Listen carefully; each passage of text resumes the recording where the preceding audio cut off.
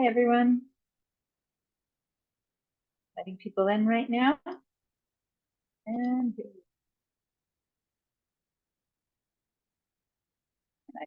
first part of the recording is always strange because I'm letting people in. But here we go.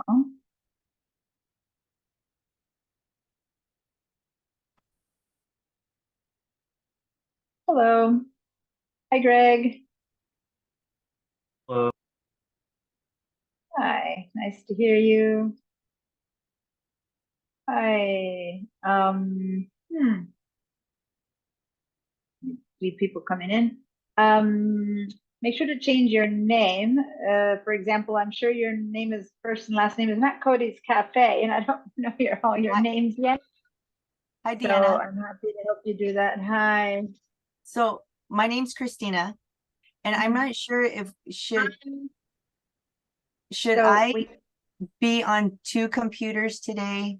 Is that today we're going to be accessing training, and you're going to have to see me do it. So if you have two computers, that would be great. Okay. okay? So But I mean, we're not going to open an application yet, but we will be accessing SAM and doing all the training and things. So yeah, I'm going to rename that one as Christina. oh, I got it right here. Well, oh, well. All right. Oh, Hi, okay. everyone. Hi, Paola. Hi, Hi. Hi, Susie. And all right. So I'm going to open up. Go ahead and head over to the chat and give me a little hey ho, hello, hello kind of thing. So everyone knows and remembers where it is. And here we go.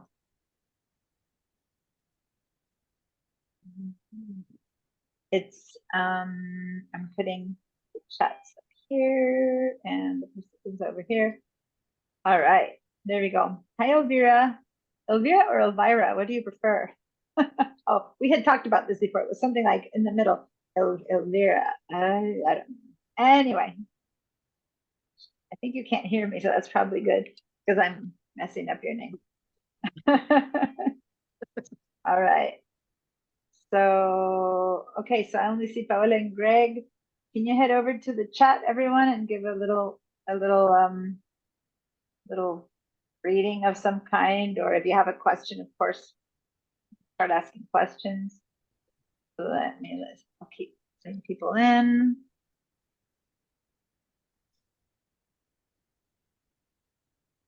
Okay, if you're still here, say goodbye to this because next week I'll be home. I already have tickets. My mom's doing much better. She's home. And so, it's time for me to go home too.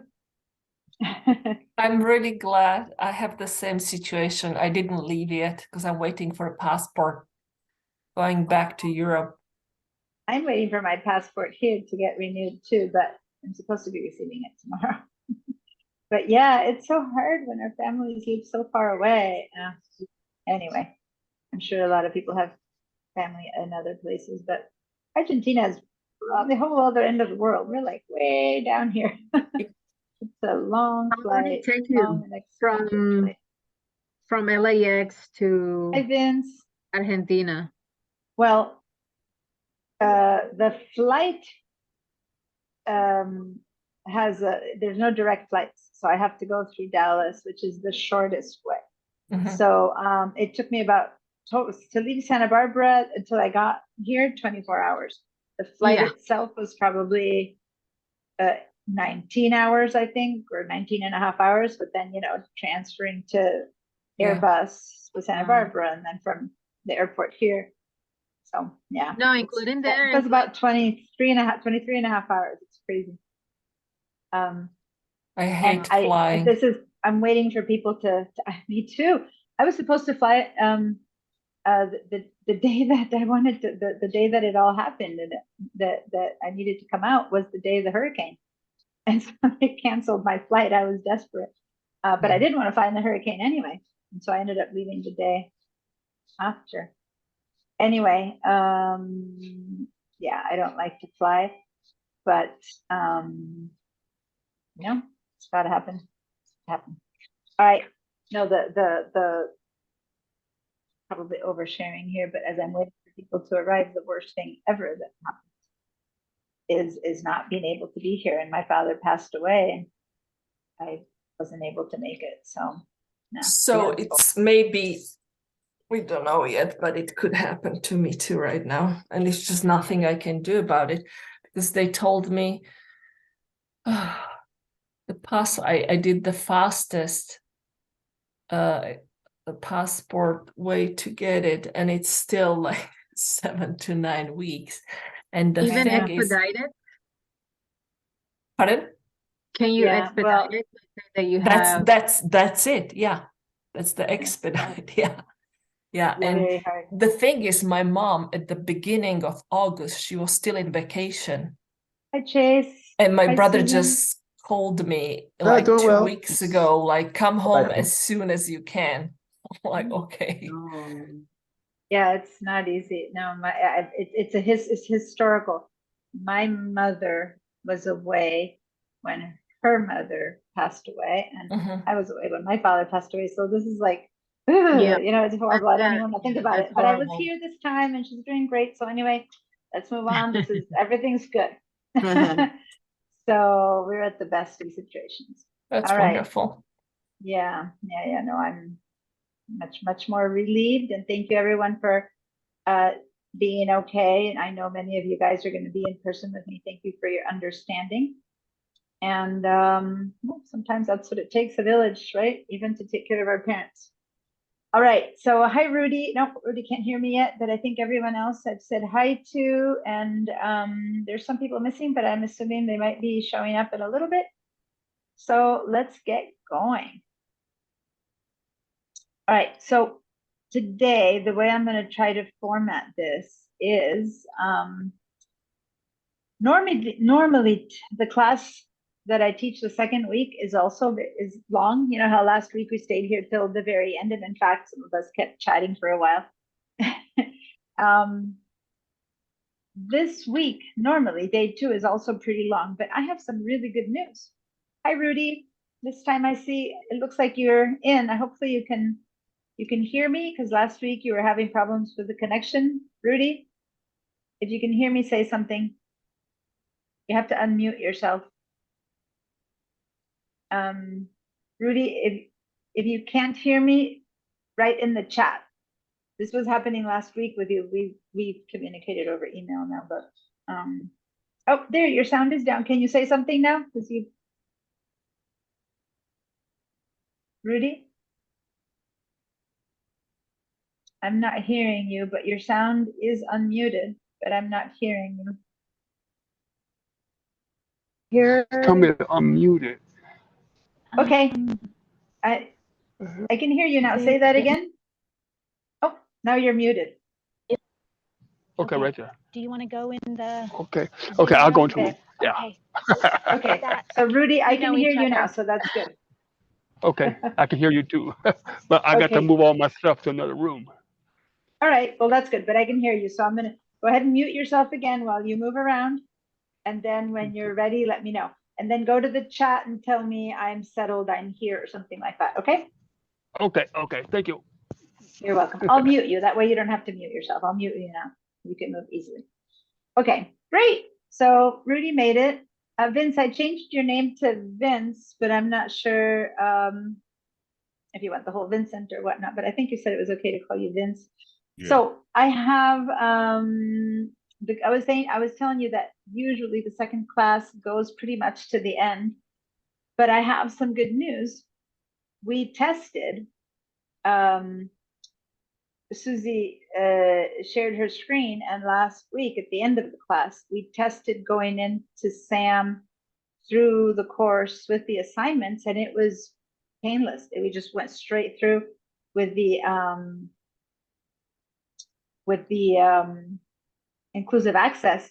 Like there was nothing to do, no account to set up, and usually that takes me about an hour of class to get everyone, or more, sometimes even an hour and a half. So we might be able to finish today sooner as far as the part that everyone has to attend, and then we can stay doing lab and stuff like that and questions for a lot of people. I'm happy, but the part that everyone has to stay might be shorter than we had. I normally plan for the second day, so that's great news. Sam is Cengage correct? So yeah, I'm not sure what your question is about Sam. I'm gonna demo it now. I'm gonna have someone demo it. You'll see as soon as you click in, you go straight into Sam because we're gonna begin using it today. So yeah, just hang on for a minute. We're gonna do it all together. Because we're gonna learn how to do the trainings and stuff like that. The good and bad news is that usually I am totally on top of it on making corrections and giving you guys feedback.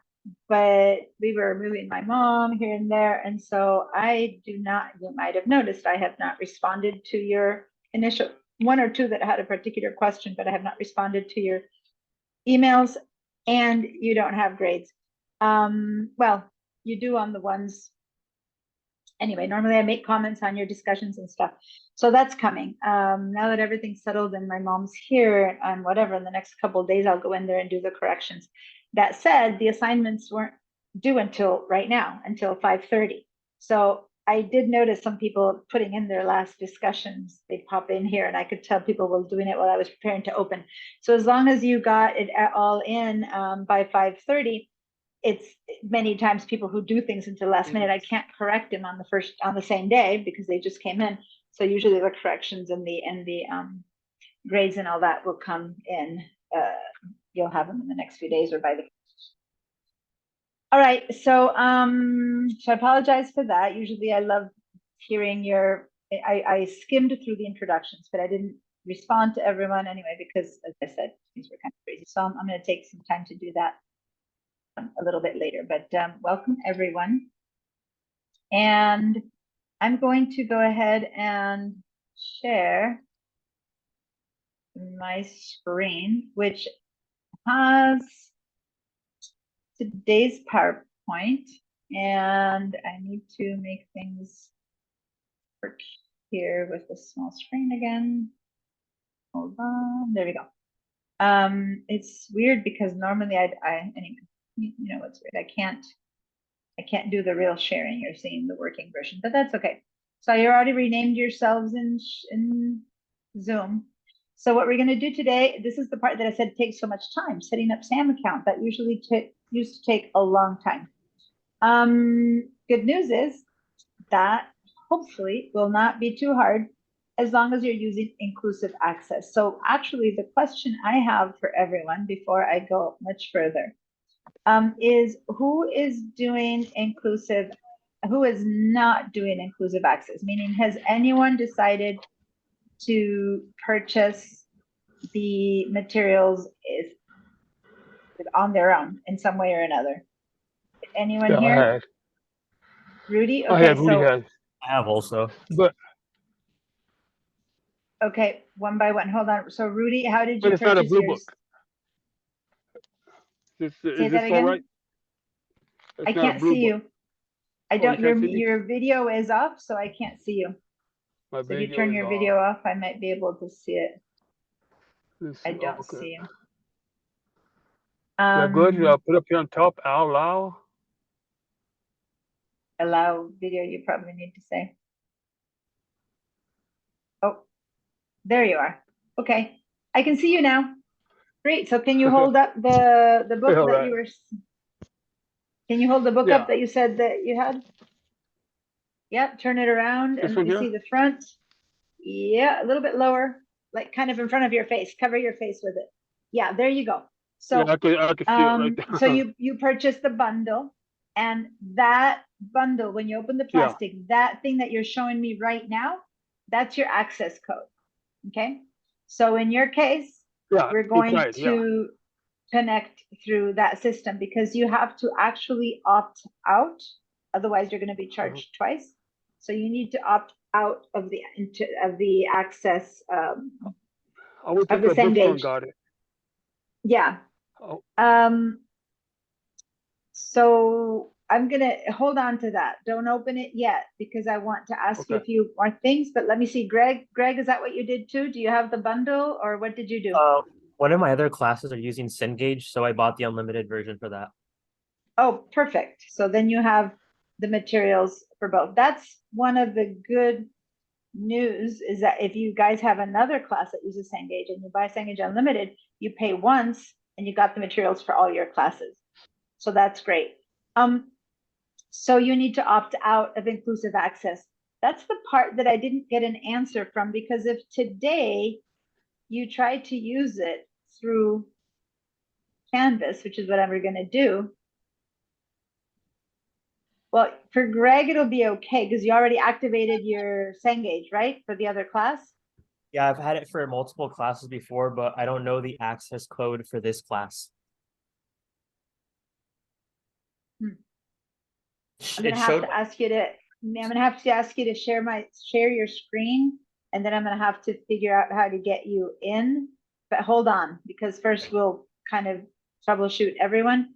So I'm gonna have you share your screen, and then I'll see if I can help you figure out how to do that.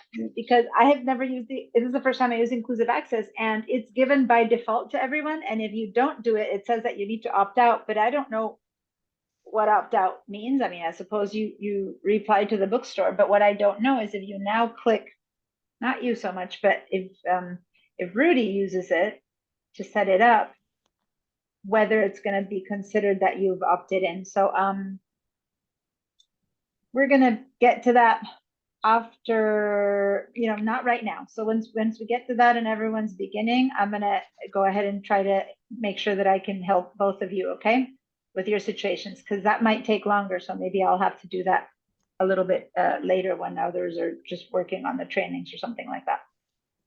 Because normally I have to guide the whole class through that. Since it's only you two at this point, I'll do it when everyone's working on the training. Everyone else at this point is just going to pay it through inclusive access. By the way, inclusive access, if you have some form of financial aid, they'll charge you from there. But if you don't, you'll just get a bill from Santa Barbara City College. So you'll be billed. It's just supposed to be cheaper than buying it independently. But if you already had Cengage Unlimited, that's for another class, that's good. Or so do you have another class that's active right now, Greg, that you said you already paid for it? Yes. Yeah. Okay, yeah. Oh, It needs to be an active class. You've paid once for someone, right? Yeah, I paid for this, I think, a couple days ago for my other computer One class. fee. Okay, if you paid one fee, that's fine. It's not like it couldn't be from another semester or something like that.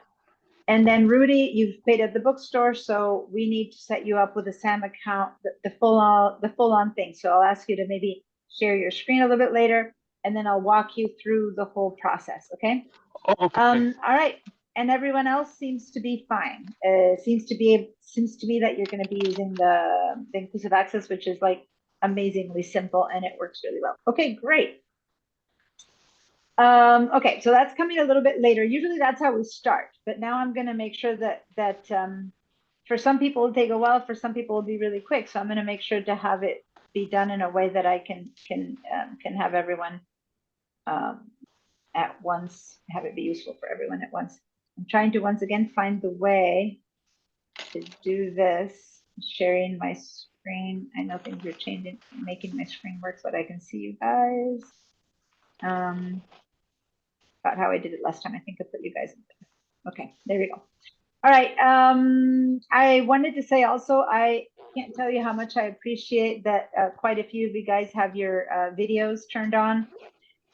You don't have to, and I understand people have different circumstances or situations, but if you are in a situation where you are comfortable, like you don't have people running all over behind you and stuff like that, or kids trying to have dinner or whatever it is that might be happening, and turning your video on is possible, it's amazing the difference it makes to me as a teacher to be able to see your faces. So I'm not asking you to do it if it's uncomfortable for you, but if you are comfortable with it, please keep it on because it's wonderful to see you guys.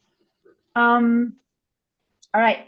So now, so we had talked about setting up your SAM account. Did complete the orientation assignment number 4. 2 of you guys already did it. Meet a tutor. It's not due next week, I think it's due the 19th, so you have a couple of weeks to do it. But I suggest you guys do it as soon as possible so that when you do need help, because at some point you will, you already have done the whole process, right? But anyway, you have time to do that. Sorry, What's for that? the meeting with the tutor, is it okay if we did it over the Zoom? Yeah, if you did it over Zoom, you need to tell them that this is the assignment, and then they're going to run you through some steps, and then you do a screenshot, and then you submit that. Yeah, And that I already assignment. did that.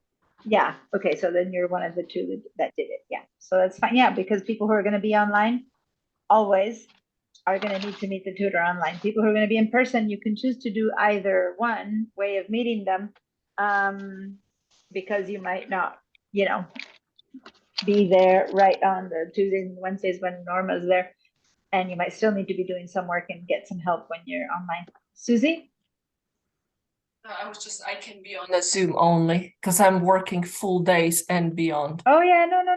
Yeah. That's fine. This course is made for some people to be only on Zoom, some people to be in person. Whatever way you do it is fine. No problem. All right. Oops, I didn't mean to move forward.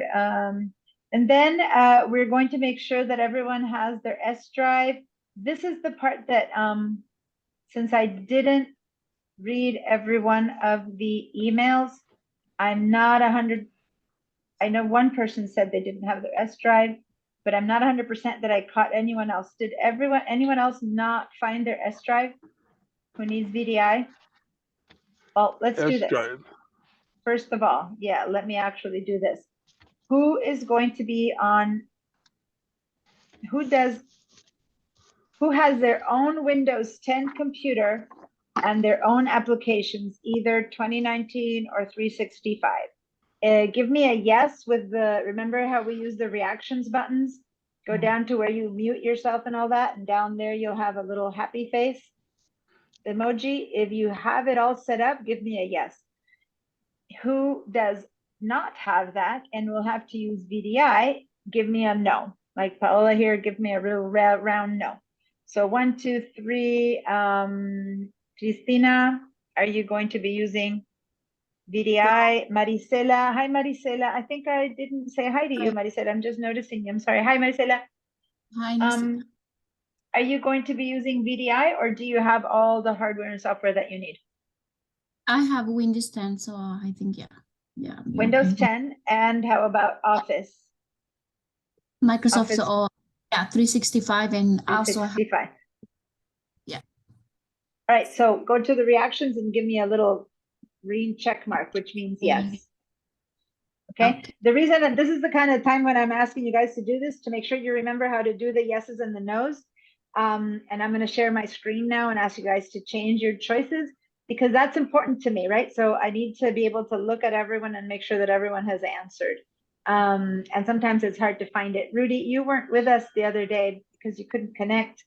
Do you see in the toolbar of Zoom, do you see the reactions? It's a smiley face, an emoji.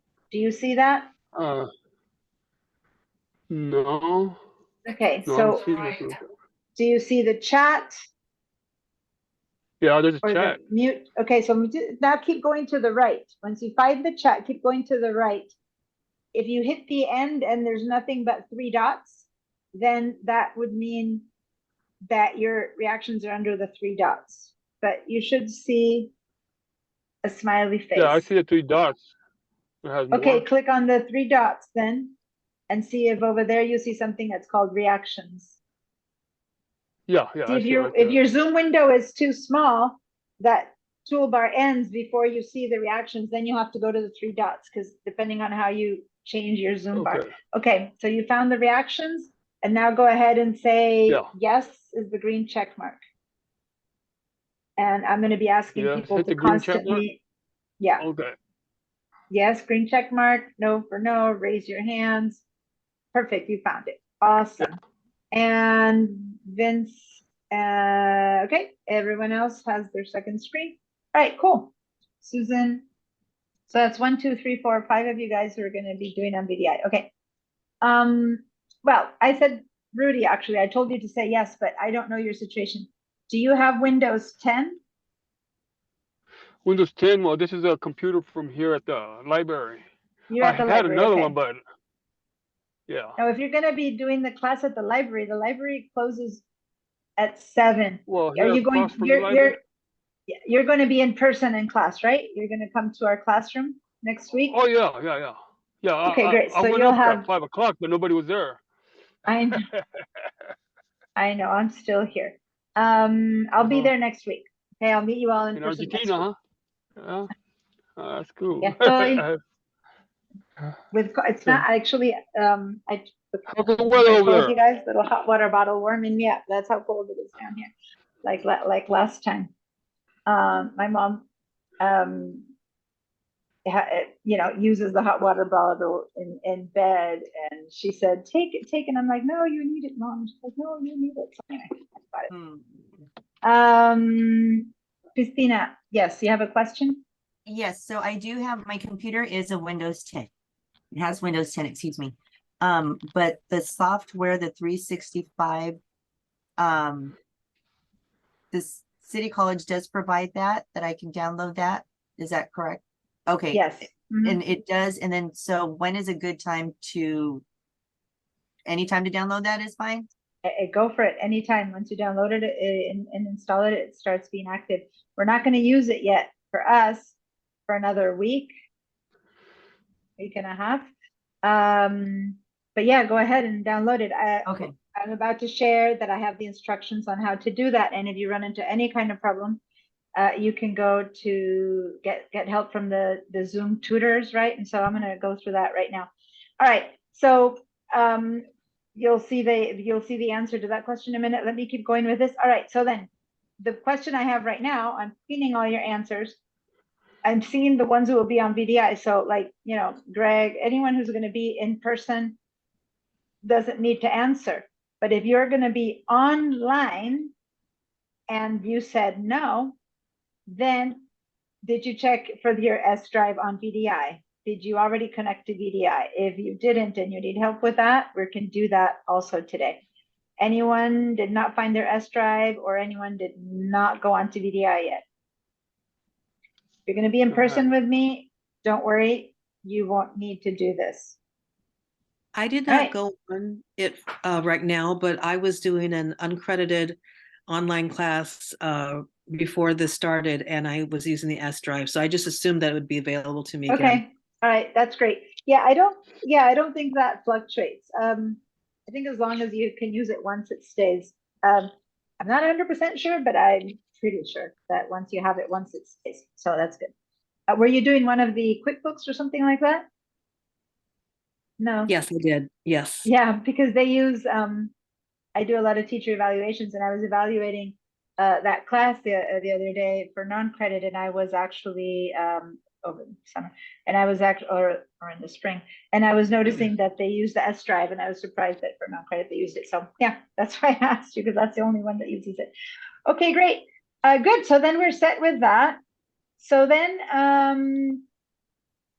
wow, that's even better, because usually I spend quite a bit of time showing people how to get onto VDI and make sure they get their S drive. So you guys it's great, because it's working really, really well. Okay, so then the next thing that we're going to do is begin today with Windows 10. Yes, you have a question, Rudy? Yeah, what is S drive? What is that? What? What is S drive? Yeah, you're going to be in person with me at school. So next week we're going to check it, and S drive is the S for student drive. And now, but now we're going to go on to learn about Windows 10, and I'll get to show you the S drive. Okay, so you'll see what I'm talking about. But for people who are not going to be in person, I needed them to check through VDI, and everyone's done that. So good. So now we're going to start with Windows 10 today. And there's an assignment that has to do with Windows 10. We're going to create folders, a whole structure of folders that we're going to be doing in class. And we're going to do that, and you'll have to submit it, and you'll have to take a screenshot. And some of you need to learn how to do screenshots. Some of you know. So that's what's the gist of today. So actually, interestingly enough, sorry, I'm correcting this because that goes there. Well, you guys are in the way, so I can't hit this. I don't hate it. Okay, so that's a different thing. Now, you guys are going to be given some videos during class, some tutorials, and now and then you'll be used. It's actually through LinkedIn.com. Has anyone here used LinkedIn.com in our class, in any City College classes yet? No, Susie, you've used it on your own or through City College classes? LinkedIn, I'm using it at work. Worked. Okay, great. Yeah, it's wonderful. So And I'm they're going to show you also our guys. customers. So Yeah, I'm going to show you guys how to use LinkedIn for free through City College. I hear that Santa Barbara Library, a couple other places you can also get it for free, but the version that you get through City College gives it to you all of the class exercise. Like you have the highest level of access, and it's really good tutorials. So there's a couple things that you're going to be going there. So I'm going to show you how to access it. I think so. Professor right. Cornelia had some classes on it, what we had to Yes. watch. Yeah. Yes. Yeah. So I Yeah. did use it at City College too. Yeah. Wonderful. Okay, great. All right, so I'm going to show you that. And maybe what's going to happen is that since this for most people will be taken care of, except for two of you guys, and then most of you seem to be okay with VDI, I'm going to go ahead and jump in and show you this part and that, and then maybe I'll backtrack to make sure that we can set up. Oh no, because we're going to need Sam. No, I'm gonna need to help you guys set up your account because we're gonna need Sam to do this portion. All right. So all right, so let me spend a little bit more time with a couple more slides that I want to show you, and then we'll come back. First of all, remember that all the assignment dates, unless there's an exception, but I will tell you if there's an exception, is always due at 5:30. And then here I was telling you not all the assignment grades will be, so some of you will submit at 5:29, and thus I won't have a graded one. But if it's one of the things that you submit that Cengage corrects, then you will have the grade at 5:30. But if it's ones that I have to correct, I have to spend some time to get them. Now, how are you gonna, just remind you that once we start doing assignments, you're gonna have to check on this link for all of the schedules, and that's the link you need to check to remember how to access tutors to complete the Meet a Tutor assignment. Okay, just in case I have them here. Why do I have them here again? Is because I am providing you this PDF, this presentation. I provide it to you in PDF so that if you have to go through it at some point, you have them here. We went through them. Unless you have a question, this is the time that Katie and Norma will be on Zoom. This is the time that Norma will be in person in BC 315. Our class is in 314, so they're next to each other. So once you come to our class, you'll see where that one is. I just wanted to emphasize that tutors, of course, won't do the work for you, and they'll help you, but they're not responsible for any mistakes. Okay, if something's wrong or whatever, you can't tell me, well, the tutor told me to do it this way or that, because it's still you and your assignment.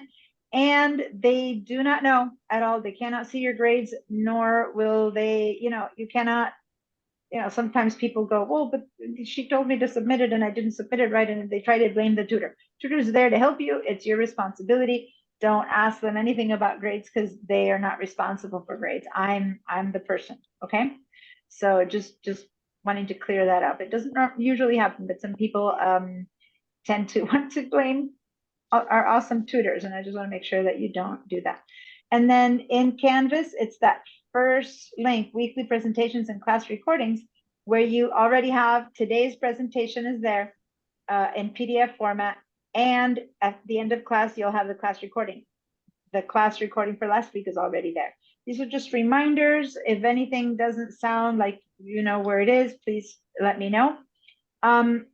And then this is just showing you where this is it. This is the recording from from you guys from last week. Okay. Communication, a couple of you guys had some questions that were course related, and you asked me in the email. And I've been too busy this week to really pay attention. Normally what I would have done is to say, don't ask me through email, go ask me through the right place. Go ask me through the help ask questions here, but I just couldn't handle it. So I just answered. But normally if it's a course question, please ask through help ask questions here, which no one has asked in that place yet. And that's the place to ask your questions. Use the Canvas inbox if you have to talk about something that's personal that, you know, you don't want the whole class feeling, but other than that, please ask me anything that has to do with the course in this spot right there. Okay. And how you get to that link is the same. This little cluster of links that you have in the home page gets you just about everywhere that matters the most. All right. And something I wanted to remind you, a lot of you guys use your phones when you're out and about, and there is a Canvas. If you go and download, there's Canvas Parent, Canvas Teacher, Canvas Student, Canvas whatever. There's all these versions. You guys can download the Canvas Student version and access the course on your phone or on your pads or stuff like that. If you're just trying to check in on emails that I might be sending or to send me an email, stuff like that, you can do it when you're on your phone. By emailing me in the inbox through Canvas Student app. Okay, actually I should add that one, app. Not 3 P's. Okay. So yeah, sometimes when I'm on the run and people ask me questions and I'm trying to answer help or something like that, I'll be doing it on my phone through the Canvas app because I can't get to the whole thing in there. Okay. So don't forget to go and do that. It helps for when you need to, you know, check on, see what's due, that kind of thing. You can't really do the course on your phone, but you can look at deadlines and things like that. Now, I'm going to check in with Mahendra myself. Mahendra is our Cengage rep, our book rep, our publisher rep. And if you have any issues with the course, with the Cengage portion of it, the account portion of it. So this is where maybe I'm going to have to ask about Rudy and Greg. No, I think Greg will be fine. About Rudy, I might need to ask him how to go around his course. So go ahead and either call him at this number or write to him at this number. Okay, so that's all of the stuff that I put in here to make sure you have it. And Hala, yes, you have an exam coming up. I haven't even told you what you're going to learn, and I'm already telling you when the exam is happening. So in 2 weeks, we have the Windows 10 exam. We're going to start talking about that today. We're going to do some learning today, and I'm going to show you how to do a training. And today in lab time, I can tell you anything you want to know about Windows 10 that I don't do in the lecture portion. So if you're a Mac person, or if you have an older or a newer version of Windows and don't know how to use Windows 10 well, then do stay for the Windows 10 portion. Well, it's kind of that comes after the basic lecture. I'll be doing some teaching about Windows 10, and then you will have a computer concepts exam the week after. Okay, in 3 weeks. Now, today I'll teach you what the exams are like. I'm going to show you these are virtual environments, and I'm going to tell you all about how to take these exams. That's what's coming next, is how to take these exams and what we're going to do. What I haven't decided, and this is something that I have not had to do yet. When I'm in person, everyone takes the exam at school. When we're online, people do it online, and that you have when it's asynchronous, there's a couple of days you have an opening of a few days to turn it in. But this is half and half, and no one's asynchronous. So I'm gonna decide by next week. I'm gonna decide how we're gonna do it, whether everyone's gonna be allowed to do it at home, or I mean, it doesn't matter. You have all class to do it. It's very lenient. Or you're going to do it with me. So anyway, I'll tell you how I'll make a decision about how we're going to do the exams.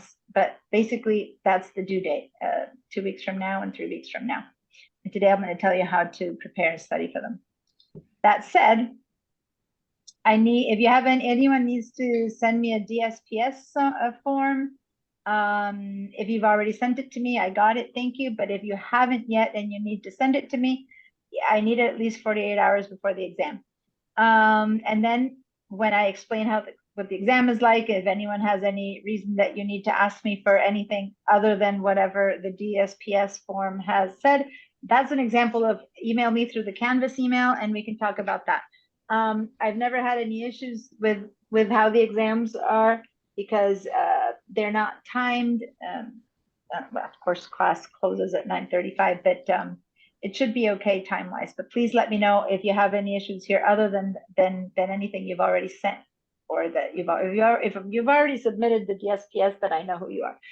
But if you need to do it now. All right.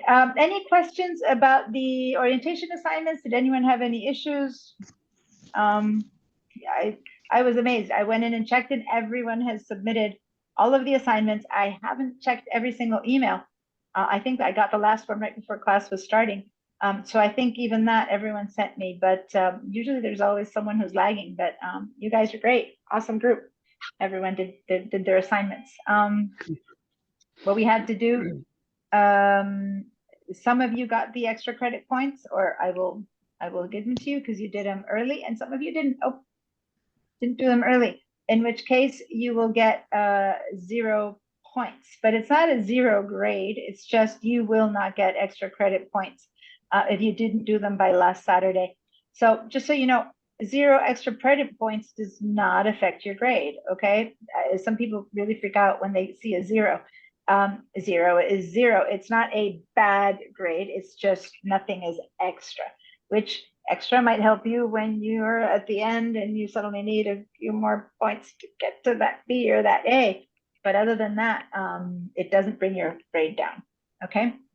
I'm going to be offering opportunities for extra credit assignments all through the course, and it's up to you to do them or not. If, you know, it's up to you to do them or not.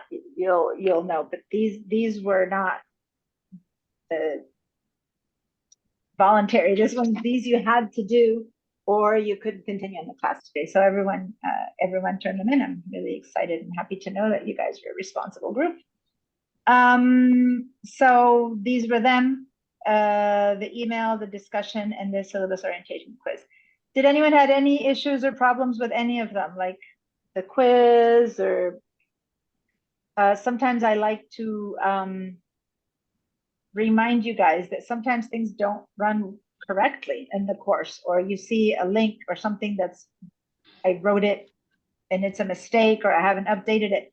Please let me know. Please write to me in the help answer questions here, or you know, that's a perfect place. That way everyone knows that maybe this link isn't getting to the right place. Please write it there. I give you extra credit points because all you're doing is helping me get my course better, right? So if you click on a link and it's not taking you anywhere, just say, hey, certain such page, the link isn't working. Just tell me that. I beg you. It's really helpful to do that, and then I'll assign you some extra credit points for being helpful. Yes, Susan? Yes, I submitted the assignments, but on my phone app for Canvas, it says that one of my assignments has not been submitted, and it's due tonight at midnight. The email you have to mark as done yourself. Otherwise you can't continue. So you go back to the modules for module 1, all the orientations, and you have to go and open that email, and then you need to click the mark as done. So let me show you what that's the only one that doesn't automatic, because it's an email, right? I can't, right. I'll give you a grade that you did it, but for Canvas to know that it's done, to allow you to continue on to the next module, you need to say, I did it, right? And so you need to check mark it. If you need, we're going to head over to Canvas now, and if you don't see where to do that, I'll show you. Okay, I'll look at my phone app. Thank you. Perfect, thank you. And that's a perfect kind of question to ask you guys, something that just didn't work, something that's weird. So anybody else had anything that was or wasn't working, or anything strange? All good? remember, as I said, to me, pointing things out is only helpful. So don't ever think that you can't point anything out to me. All right, good. Now you're going to see that I have rubrics, and I'll be saying, well, you answered these two parts of the question, but not this one. Why does it matter? Why am I going to be so picky? You'll see that on the email, some of you will be like, oh, great, you answered. And some of you will get up, hey, you didn't tell me this or this. I told you that I needed to know this information. We're going to be using a computer to correct most of your assignments. And the computer is very persnickety. If it's supposed to be green and you put greenish, you'll get it wrong. If it's supposed to be A and you put B, you'll get it wrong, right? So you have to follow directions pretty precisely for your assignments to be done correctly. So this is kind of like a place where I'm just testing to make sure that you know to read all the instructions to make sure that you know how to do it, okay?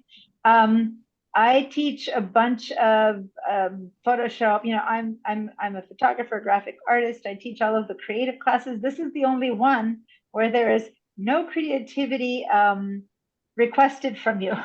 And this one, you have to follow instructions to the T.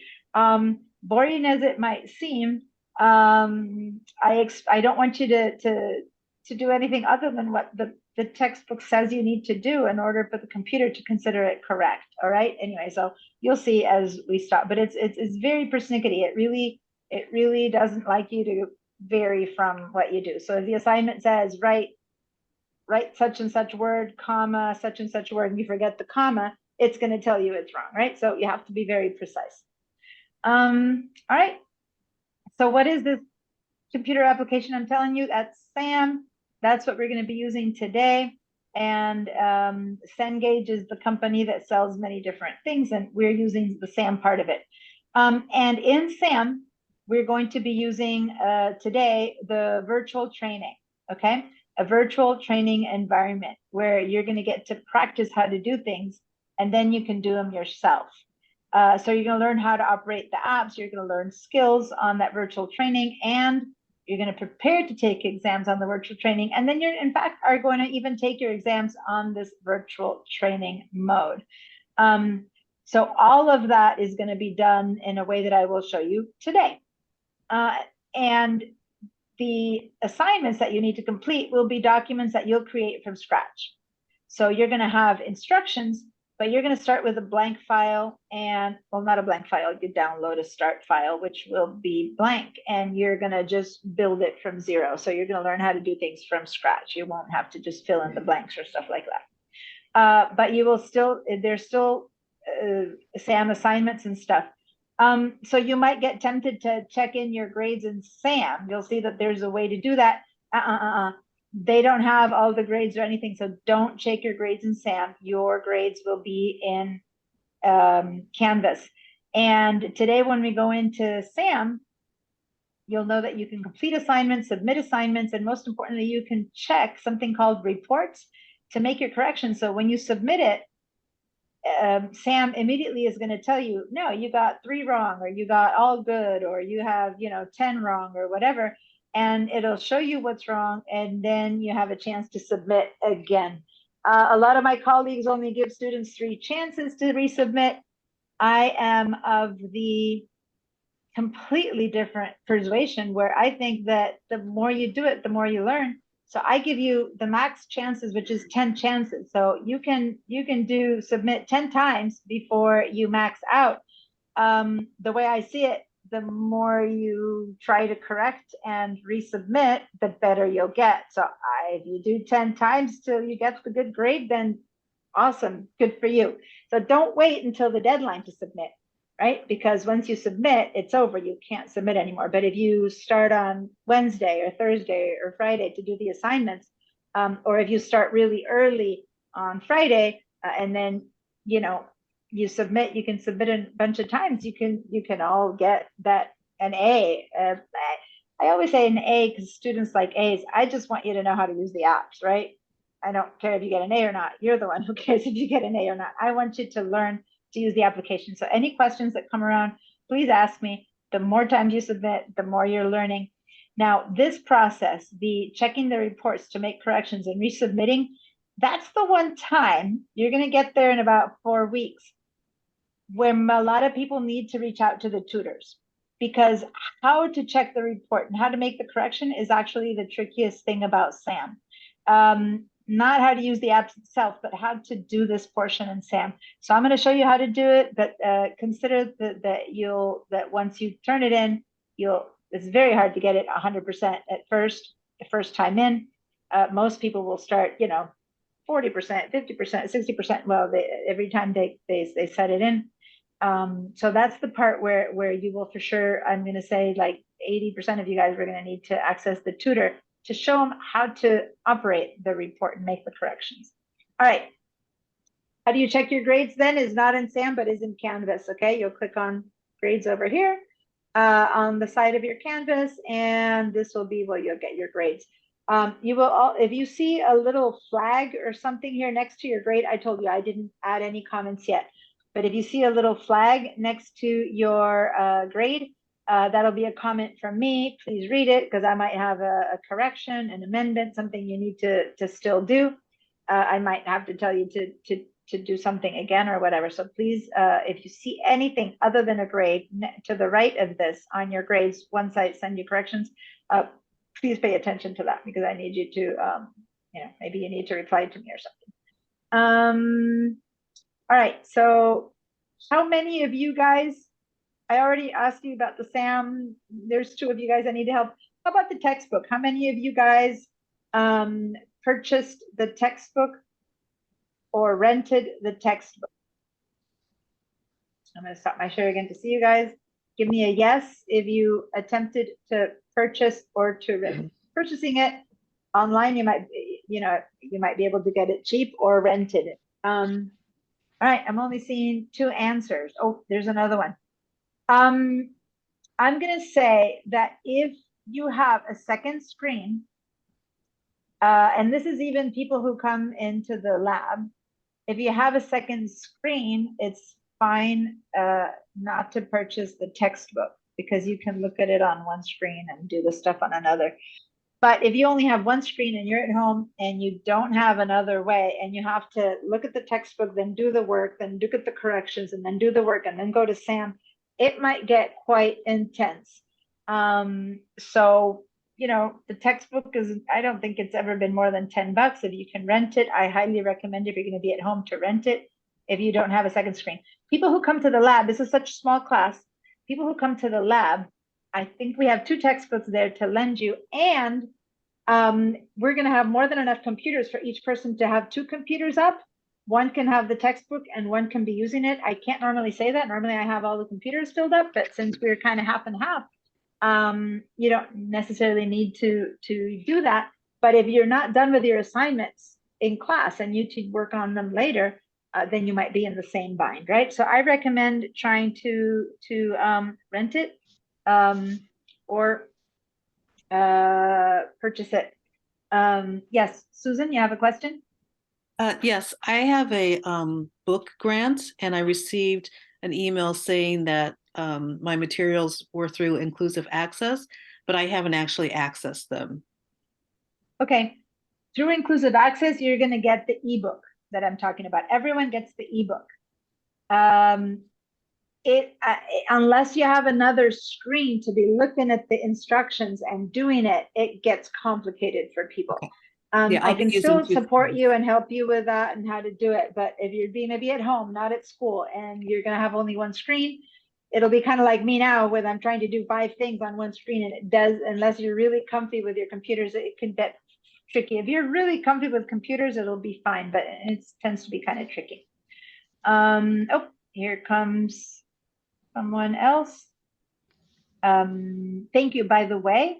Liliana had already warned me that she was going to be, coming in late today. Hi, Liliana. I was just saying that. Hi, Diana.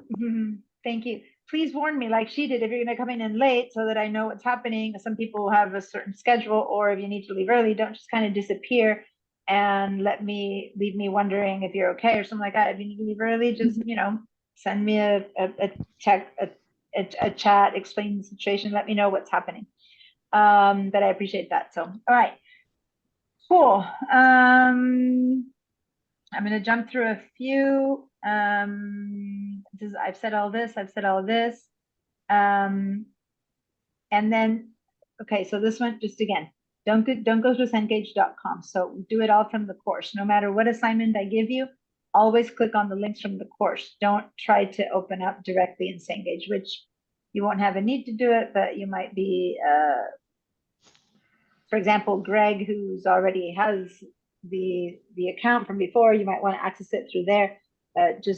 Don't ever access things through Cengage. Always click on the links that I give you for assignments, and then it's seamless. You just go in there and you don't even know that you're not in the same environment. All right, cool. I think we all checked whether you had Windows 10 and Office Pro or 365. If anyone still has a question about that, and you want to check, let me share my screen. Here we go. So I gave you the instructions here again, about how to check if it's Windows 10 or Office 365. If you have older versions, right? So 365 is the newest one, 2019, this process that I showed you the other day works. And here are the step-by-step. But if you happen to have a much older version, at this point, you have to go all the way down to Office 2010 for it to be an older version. Then these are the instructions. So if you have a very old version of Office and this doesn't work, then that means it's old enough, then you can't use it for class anyway. But I'm just giving you the instructions because before it was different. And if you have your Mac, here's the instructions about how to find the info on a Mac. Okay, that's at VDI. I believe I already asked. Everyone who needs it has already accessed it, right? And you've used my video or you've done it before. Any questions? Anyone needs support with VDI? I know who needs support with SAM. Anyone I'm going to need to support through VDI? Okay. I'm still going to show anyone who's on VDI, whenever you need to do your assignments, please remember to run through me how to save your assignments to do it correctly. But even when you're in person with me, we'll be doing it in person at school. We'll be saving on the S drive, and on VDI, you'll be saving on the S drive. That's the only part that's tricky. Some people forget it, and then you lose. You can spend 4 hours doing an assignment and then lose it if you don't save it in the right spot. So pay attention to what I'm saying when we get to that point.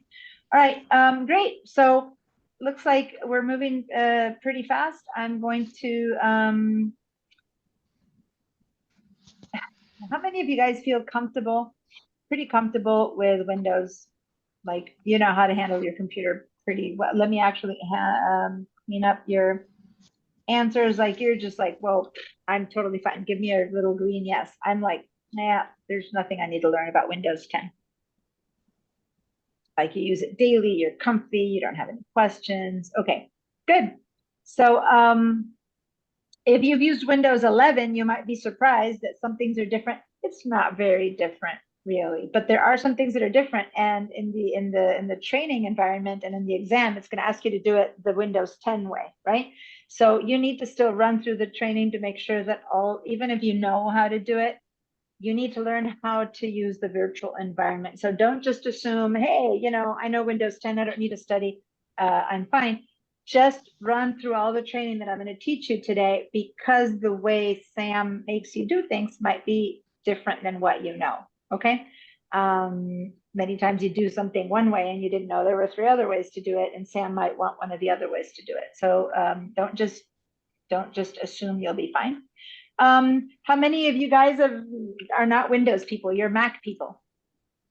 If so, give me a yes. If you're mainly Mac people, there's quite a few Mac people before. I'm seeing only one. Oh, Liliana at home, you said you had a Mac. That it? Only 2? I thought there were more Mac people.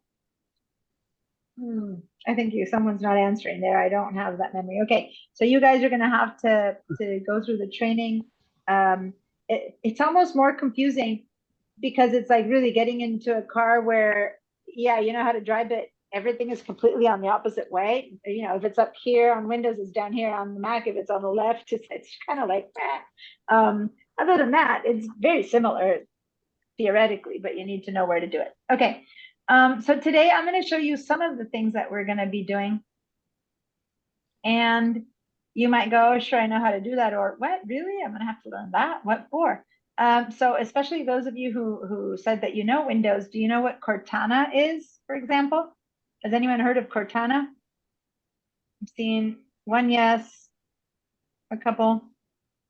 Yeah, so silly things, but things get named things, and Cortana is the way the exam is going to say, use Cortana to do such and such. And you might have been doing that all the time. You just didn't know the name of that thing was Cortana, right?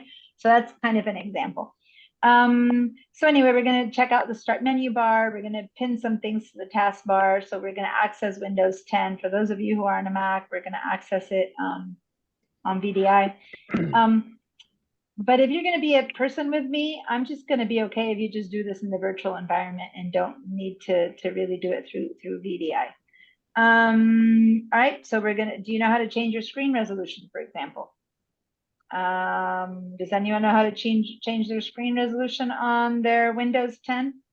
Right, I cleared your feedback, so you have to answer again because I still had it up from before. All right, so it's things that you might think you're really comfy with the computer, but you know, you might have never thought of changing your screen resolution. Again, that's probably a question. Write it down. That's going to be on the exam. So things like that even though you're comfy, you might need to do. And this is talking to the people who are comfy. People who don't know these things, you'll just learn them. You'll be fine. It's the people who are comfy who tend to have a little bit worse of a grade because they thought they knew it all and they didn't check on some things, you know, really detailed like that. So today we're going to do some basic working on the File Explorer, creating and deleting folders. That's one of our assignments, setting up the structure for our assignments. And then we're going to learn how to do all of this, which you might know how to do from a Mac or not, but I'm going to show you lots of shortcuts. A lot of people take a long time to do it, and I'm going to show you real good shortcuts to do these things.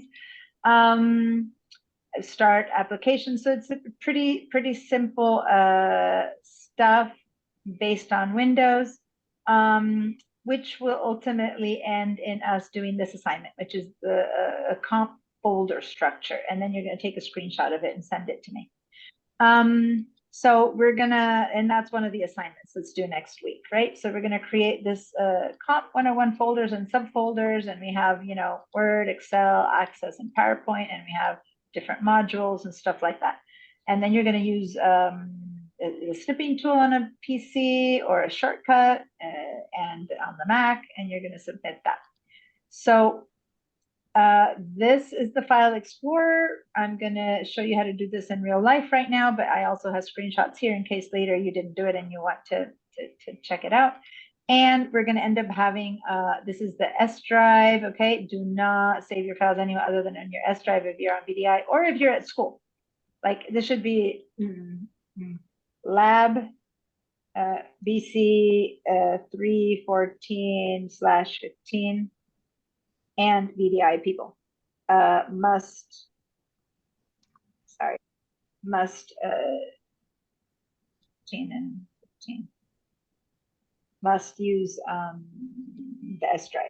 So the only ones who don't need to use the S drive is if you're doing it on your own at home, on your own computers. And this is the kind of, this is the structure we're going to set up.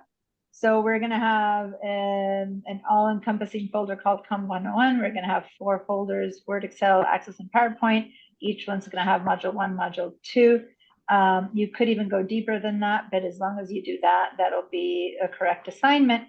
And a lot of people would spend a lot of time just doing all of these one by one, but I'm going to show you basically how you just do one setup and you copy and change the names, and it's much fun. You can do this really quickly if you know how to do it with shortcuts. So we're going to create Module 1 and Module 2 inside of Word, and then all you need to do is copy that Word folder 3 times, and then just change the name to Excel and Access. Now for Access, we're only going to use Module 1 instead of Module 2. And if you're a perfectionist and you want to be really, really, you know, persnickety, you can also put individual folders inside of Module 1, Module 2, a text project and SAM, and a text function SAM, because we're going to be doing each application. We're going to do 2 modules, Each module, we're going to do 3 assignments, 2 textbooks and one textbook project and 2 SAMs. So you can go even deeper than that, but all I need for the assignment to be complete is this, okay? And so here you have instructions how to use the snipping tool, and this is the kind of thing that you're, and well, this is actually a good example of what you need to submit, so I don't know why I put this in here, but anyway, I'm gonna have to change that. That's not a good example. All right, I'm gonna change that screenshot. Okay, we're gonna access linkedin.com over here. We're gonna do that right now. The first thing we're gonna do is access linkedin.com, and then we're gonna start with the SAM training. So there we go. Any questions about anything that I showed you before I head into Pipeline and Canvas? Nope. All right. No hands up, so I'll continue. All right, so let's open Pipeline because I want to show you how to get to linkedin.com for free through the school. And this is where, if you're working on a parallel computer, you can just kind of watch me and then do it yourselves. But basically, we're just going to go into Pipeline. So go to Pipeline. And so I'm going to head over to Pipeline and pipeline.sbcc.edu. Put in my username. This is my 2-factor authentication, which hopefully some of you have done already through school. Cool. I already had it set up myself. Cool. And when you get into Pipeline, we're going to head over to Student, and we're going to head over to Student Resources. Okay. So Student Resources. What's that? Right now? Yeah, go ahead and do it right Pipeline now. again? Yeah, go into Pipeline and do it right now. Nothing better than now. Time to do things right now is good. Yep. Student and Student Resources. So once you got here, once you're in Student Resources, once you get to this point, give me a yes. Like you're there, you got it, you're fine. You're if you need help because you're not there, something's not working. Give me a no or raise your hand. Right now, once again, that was just signing in and then heading over to the Student Resources, which if you've been a student for a while, this is like, well, of course I know how to do that. For people who are new to school, some of you guys are just starting with us. Pipeline, this is how you use Pipeline to get to your Student Resource. And I need to see some yeses from everyone before I move on. So this is a perfect example of you need to say yes anyway, even if you think it's obvious that I should know that you're there. I don't know that you're there, and I don't want everyone to have to share a screen. So I need your yeses or your nos before I move on. Okay. So Rudy, are you having trouble signing into Pipeline? Yeah. Do I put on a new tab? Yeah, open a new tab and then put sbcc.edu. Log in on Pipeline. Log in on Pipeline. If you're at school, I think they have it set up. Yeah, I tried it there and it says authentication failed. Yeah, the 2-factor authentication. Are you there with tutors there with you in one of those labs? Are you in the same lab as Vince's? No, you guys are in a different lab, aren't you? No, I'm in. Ask them to help you with the 2-factor authentication because I can't help you with that right now. So, do you have anyone there who can give you a hand with that? Go ahead and go ask them to help you with the sign in. I'm going to mute you while you ask for help. Okay. All right. Okay. So then over here, you guys, is LinkedIn. So you might know that this is where you get to Google Drive. If you haven't ever used Google Drive, this is where you get to Google Drive through Pipeline Google Drive. But down here is LinkedIn Learning, right? So if you click, and by the way, for those of you who, Christina, people who are looking about how to get Microsoft Office 365, there you go. This is where you get Microsoft Office 365, okay? So these are student resources. Okay. All right.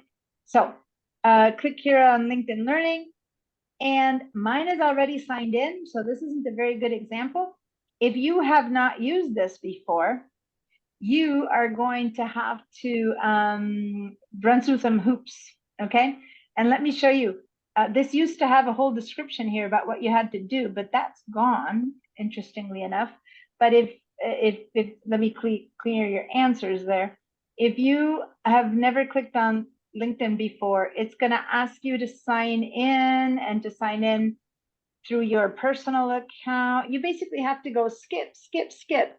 Don't put any information. Don't link to a personal account, or you're going to have to pay for the subscription. So basically say no, skip, no, a bunch of times until finally you're kind of here. Go ahead and try to do that now, because I want to make sure that everyone gets here, and then we'll see that. So once you got into LinkedIn Learning and you're at the basic beginning page, you don't have any more questions or choose this, choose that, then give me a yes. All right. It's asking Paola's me there. It's asking me what I'm here for. Like if I want to start a career, and I said, yeah, new career. So is this what I'm supposed to be skipping, or do I have to fill that in? I mean, those answers are okay. If it asks Okay. you to sign in with your personal account, to link your account to this one, that kind of thing, just say no. But if you Okay. want to answer what you're interested in, then that's up to you. It might give you business courses, or it might give you, art courses, depending on what you say that you're interested in. But you can access all of it anyway. It's just kind of like it wants to know your preferences. That's fine. But don't spend unnecessarily amount of time in there. I just want to make sure that you've all been able to get in, and that's what I need. If anyone has no idea where I am, if it's not working for you, you can't get it done, then give me a no or raise your hand. And we haven't yet practiced how you're going to be helped by me, but you guys can share your screen and that kind of stuff if we get to the point that we need some help. All right, so great. Maricela, where are you and how can I help you? I'm here in pipeline student, but I can't see Okay. Are you yeah, here in the yeah, I'm student? here. Okay. You So I clicked on have to student. click it on students, right? And then Student resources. And then you might have a small window like that, so you might not see it, in which case you need to kind of move to the okay, right. yeah, now I can Yeah. now Now it's you can working. see it. Yeah, especially if you've got Zoom on the same screen on one side or another, then you have to Yeah, move I find it. sideways. There it is. Yeah. So Thank you. LinkedIn. I know all the tricks. I've done this. I know all the tricks of what the problems might be. That's why I'm saying, please ask me, and I can help you. All right, Elvira, how are you doing? Did you get into LinkedIn? Susan, Vince, I see that Rudy's being helped. That's awesome. I'm in, and I'm on, my page doesn't look like your page though. I'm on the page that says "and learning." Yeah, mine Yeah, has learning, but it has different pictures and stuff. yeah, because you'll be doing like you're doing something, I'm doing and others. It might say, Okay. what do you want to learn today, or something like that. But as long as Okay, you're so kind of I'm here there. in the home, you can click on browse and it'll start showing you where to go and stuff like that. It depends on what you want to do. But yeah, as long as you've done all the questions and you can see over here, what do you want to learn today? Basically, that's a good one. Then yeah. Okay, I'm seeing a lot of yeses. Susie, you said you used it for work, so you're already in there. Yes. Okay, and then Chase, I haven't heard from you in a while. Any questions? Is it working? Are you getting there? Chase? Oh yeah, sorry, I had to go do something.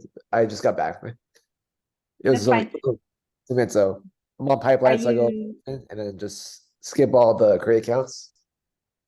Yeah, all the create All that accounts, part. just say no, skip, no, choices, negative choices, whichever ones they are, and then get to here. All right, Okay. so the whole point is that by doing this, now there's two things that'll happen. There's some links inside of the course, which will bring you to some tutorials in here. And as long as you've already done what we just did, then you'll just get to the tutorial. Otherwise, you would have gotten to the whole, hey, welcome, and sign in and all that kind of stuff. But by having done that here, now you're set that once you click on that link, it'll bring you here. Now, I also want to tell you, this is an amazing resource. And say, what do you want to learn today?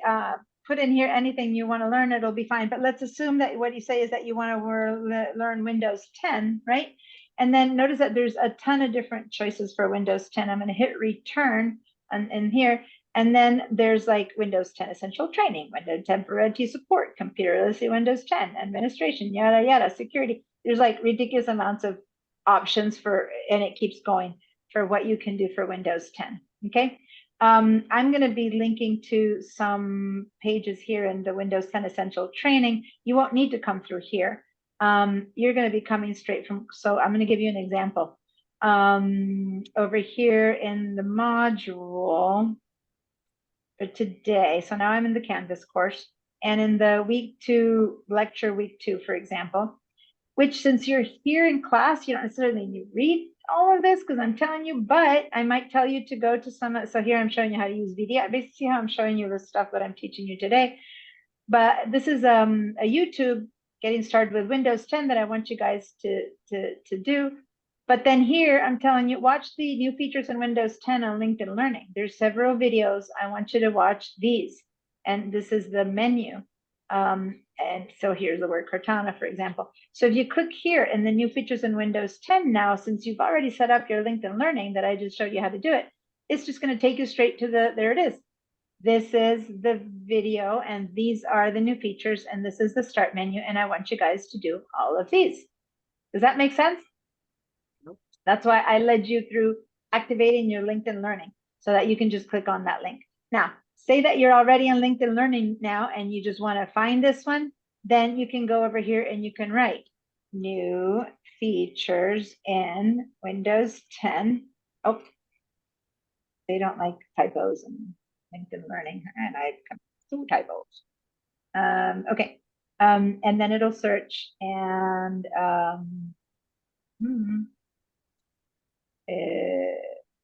there's so many new features and 20. Well, see, I don't know, which is why it's much better to use my my straight link, my direct link got you to the video I wanted you to use, but looking for it wasn't leading us. It's because it's called Windows 10 new features. Okay, so they're pretty. Windows 10 new features is the name of the video. Yeah. Yeah, it's there in the. Thank you so much. It still isn't pulling it up. Review of Windows 10 features. Anyway, there's so many. You just go and get it from Canvas and you'll get to the one that I want. Was everyone able to find this? So go to open Canvas and head over to this week's module, which is module 2.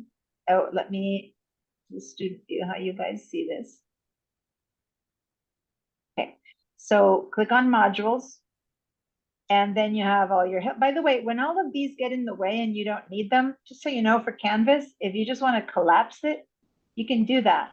So say that you don't need the resources right now, you can click on that and the resources collapses. Now, for example, you finished all your orientation and it's so long that if you want to get quickly to week 2, just click on there and week 2, and then, you know, go smaller, create your Cengage account, which we're going to skip for now. And then here you are, week 2, right? Introduction to Windows 10 and get a start with SAM. And in the first link, read lecture week 2.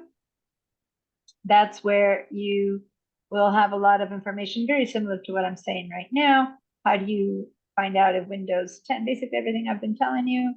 But there's this video that I want you to watch on your own in your time. Not right now. And there's the link for LinkedIn Learning. Okay, this is not to do now in class. You can do it during lab time. How can you access learning tutorials for free? This is me. This is video I recorded of how to do exactly what we're doing right now. And then I have some more information about stuff about new in Office 2019, which is the stuff that we're going to be studying. So that's kind of what's in the main lecture for today.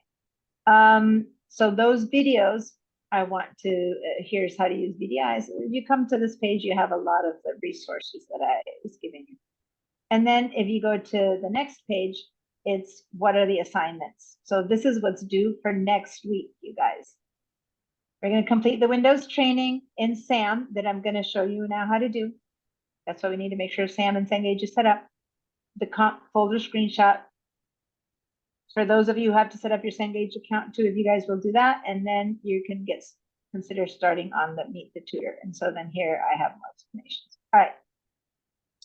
Everyone made it to LinkedIn. Liliana, I think you had said yes, right? Y'all know how Yes. to use LinkedIn. It's Yep. on your own time. So I'll let you come back here and do those videos on your own. All right. Now, what I believe from the example that we did last year, the other day, I believe it was Susie or was it Paola who linked, shared their screen. One of you guys clicked on one of the assignments and shared your screen. So now I need us to start one of the assignments to see if it takes us straight to Sam. And if it does, then that means that the inclusive access is working. If it doesn't, then that means we need to set it up. Now I'm noticing that Rudy's connection dropped out. He was going in and out and he dropped out. Well, hopefully they're helping him get on again. All right. Okay, so head over to Canvas, open up Canvas, head to the home page, or you can access assignments from many different places, but if you just get into the home page, you can bypass all of my explanations and go straight to the assignments. And you'll notice that for next week, you have the Windows 10 training, comp folder screenshot, and then, oh, that is not due. So I need to change due date on this one. Okay, I'll do that in a minute. So if everyone's here, please click on complete Windows 10 training. You can also have arrived to this place by going to the modules, just showing you different ways to get to the same place, and going to module 2 and clicking in here on complete Windows 10 training right there. Takes you to the same exact place. Once you are here in the load complete Windows 10 training, give me a yes. I just need to make sure that this works for everyone. Once this works for everyone, then Do we great. click or You're we on- wait you're on your at own. the spot? Right now, I just want to make sure you made it here. Okay, If you I'm made here. it here, go ahead. If you made it here, go ahead and click. Now, Rudy is one of the ones that couldn't do that directly because he didn't have it set up. And Greg, let's see if this takes you then into the right account, okay? Oh, here's Rudy's coming in again. All right. Hey, Rudy, you made it back in. All right, so I'll give you a hand in a minute to tell you where we're at. Oh, there you are. Okay, I'll give you a hand in a minute to tell you where you're at. Did you get to sign into Pipeline? Did someone give you a hand with that, Rudy? I don't know if you can hear me. Yes, Paola? So I did, I tried to click where it says that Yeah, go ahead. complete. And Yeah. I don't know if you want me to screenshot it. It took me to a different tab to Cengage, and it says error invalid deployment ID provided. Let's see. Let's stop my share. So did anyone else get that message? I got a similar message. Oh, Right. it's doing something different now. Mine took me right to the Cengage login page and it's waiting for me to enter information, the sign-in page. So who did we do this who did this last week that it took you straight into the assignment? One of I you think guys it shared was your Susie. What's that? I think it was Susie, the one that shares the Yeah, I screen. think it was Susie too. I'm not sure. Susie, wasn't it you who shared your screen at the end of the class? And you clicked on an assignment, it took you straight into Cengage, right? It's hit to the assignment. How about now? Is it taking you straight in? I can't hear you. You're muted. Yes, I just click on the link and takes me straight in. Sam, activity So see, list. yeah, since you did that last week, I assumed it was set up for everyone, but now others do. So I should have had more testing. All right. So I'm gonna clear your answers, and anyone who's having a kind of message like Paola had, that something is not, you gotta sign in or all of that, if that's the kind of question that you have, give me a yes. Like I wanna make sure how many people are having an issue. And if you are in and you're fine, like raise your hand, give me a little raised hand thing. If you guys are good, not the thumbs up, that disappears, the actual raised hand. I'm gonna put, anyone who raises their hand are gonna be on the left side of the screen, and I'll know that you're in. So like Susie, for example, can raise their hand, but everyone who says yes is having issues getting in there, huh? Okay, Chase, Maricela, you're very quiet. I want to make sure, Elvira, you're answering. I'm still waiting for, it's like lowering something, but I'm okay. Okay, so I'm going to share my screen as to what it should be doing. And if it doesn't do that, then tell me. So what it should be doing is that if I click here on load complete Windows 10, this is what we would be hoping for. And Susie, tell me if this is what's happening to you. It should be getting, and I'm cleaning out your answers, it should be getting to a place like, oh, I need to change my share. It should be taking you to a place that's, hold on.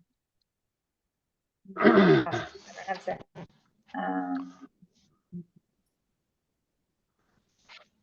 Why? Here, it should be taking you into something like this, which is the training. If anyone is here in something like this, is the share not sharing? No, it's not. You can see your screen. We can see Like your this. screen. No, yeah, but it should be taking you into something like this, but it should say your name, Windows 10 training. So Diana Musacchio, Windows 10 training. No, If I don't anyone have sees that. something like this, give me a yes. I have a feeling no one's there.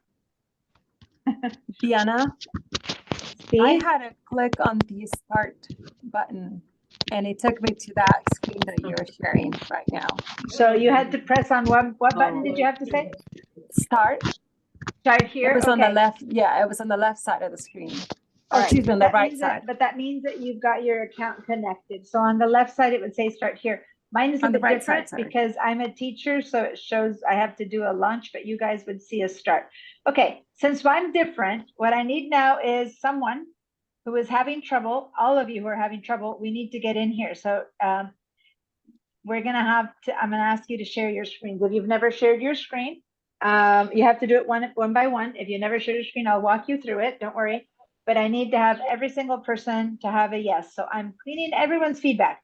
If you see the Windows training that I just showed you that says your name, Windows training 10, Windows 10 training, if you're there, hang in there, give me a yes, and then just wait. Everyone who is not there, give me a no. And one by one, we'll deal with the issues. And probably with one of those issues dealt with, we might all be done. But he was helping somebody, so I Right, so Paola, since you're the first no that I see, I'm gonna ask you to share your screen. Have you ever shared your screen? Yes. Okay, can you go ahead and do it then? And if you get stuck, I'll help you through it, but otherwise, please share yours. Okay, great. Now, let's do this, because what's gonna happen on your browsers is that you're probably gonna have to check for pop-ups and things like that. But before we can do that, we need to make sure that you've got Sam. Okay. Okay. So can you click on complete Windows 10 training? I'm going to mute you, Vince, because looks like there's some people in the background. It's 7. Are they kicking you out, Vince? I muted you because they were making noise. It's 7. I don't know if the library is closing or what. All right, Paola, can you click on load complete Windows 10 training? And let's see what it's doing. System error has occurred. I'm taking a screenshot. All right, this is not good. Contact Cengage Learning for tech support. Okay. does anyone else see this exact window, the one that Paola is sending? Vince has the same one? Okay. Elvira, Susan, Chase, is this what you're seeing? No, I do not. I'm on a screen where it's asking me for login information. Okay, hang in there then. Oh, Christina, good. your hand is up. That's because I was gonna say the same. It's asking me to sign in. So someone has a sign-in question and then 2 or 3 of you guys have, okay, let me actually get you guys to give me hands up. Hold on. If you are seeing this message, give me a yes. If you are seeing the login message, give me a no. And so those are the 2 choices. The next choice that you can do there that stays is the coffee cup. So if you have something that's neither this nor the login, then give me a coffee cup. So Chase has a coffee cup. 3 of you guys have the login. Paola has the yes. I think we just lost him because Vince was at the library and they close at 7. And Vince was getting the same invalid ID. Yeah. And Susie, you're in. And Greg, what's happening to you? Greg, what's happening to you? Hello, Greg.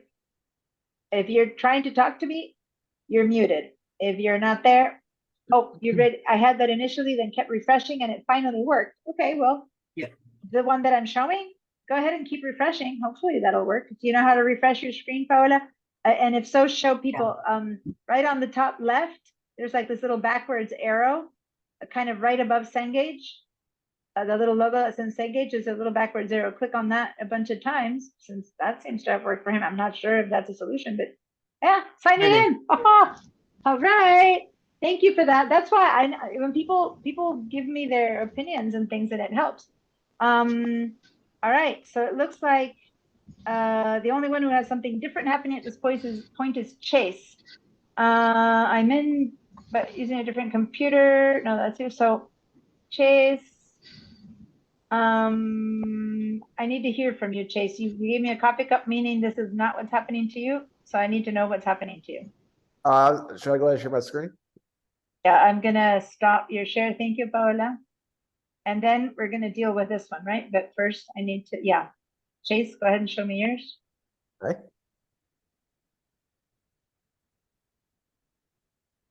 All right, can you see it now? Ah, you're ready to go. That means you're Okay, in. I You wasn't can sure click this on is- this. You can click on the start, and you're set up. So that's Okay. the good one. That's where we want to get to. Okay. See the screen, you guys. This is the one that you want to get to. The one that I clicked, I had already clicked on start. But this one here, and I'm going to actually screenshot it because this is this means you made it.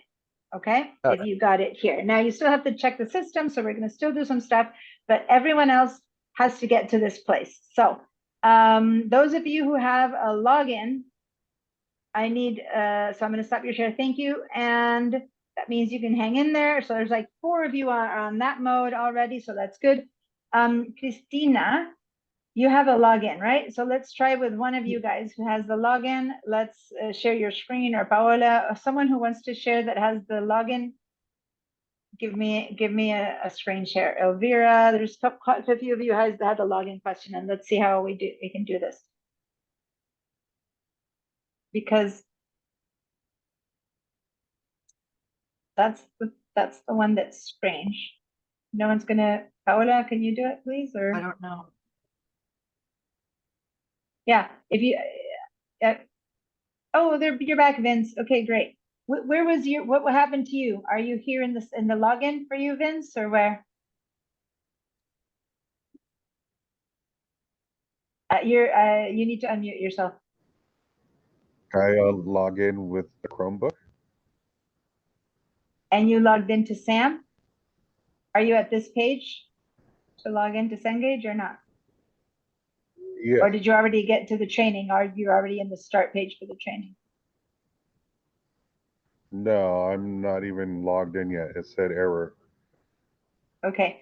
For the people who had said error, they kept refreshing on this little refresh page, and it seemed to have worked. So go ahead and keep hitting the refresh like that. And hopefully that's worked for the other two people. It got them to this page. Keep doing that. All right, now I'm confused because this shouldn't be happening. And if you create the account, I just want to make sure that this doesn't mess up with the inclusive access.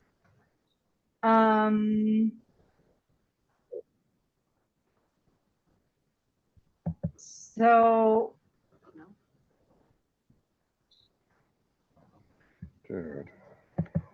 here's what I'm going to do.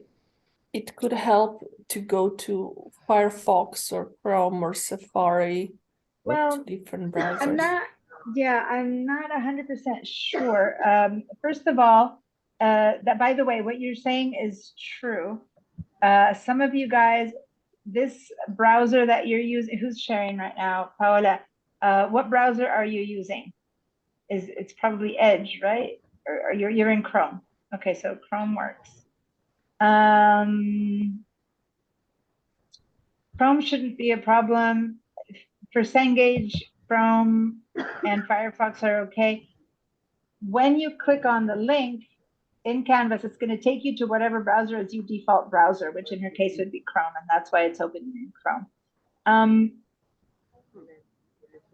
I don't think that'll make any difference. Let's do this. If you're in the login, I mean, this is what we normally do. We would create the account, but if you create the account, that might invalidate the access. I'm going to stop your share. It might invalidate the inclusive access, and I don't know if that's a good idea. So I'm going to do this. Is anyone still having like a technical problem answer? Is Vince, is yours still a technical problem answer? Yes. Can you share your screen so that I can see what yours says? Like if you're still in a technical problem answer, I can't even find it right now. I had to shut down my other screen. Oh, so you're in a Chromebook? Yes. And there's no button there at the bottom of the Zoom to share your screen? No, there is, but I'm not on Cengage anymore. Like Okay. I was on two computers at once. Got it. So you're not there to share with me. Here's what we're going to do. I'm just going to show you, Marisela, you said yes. So you still have a technical issue with yours versus the login? Marisela? If you're talking to me, I can't hear you.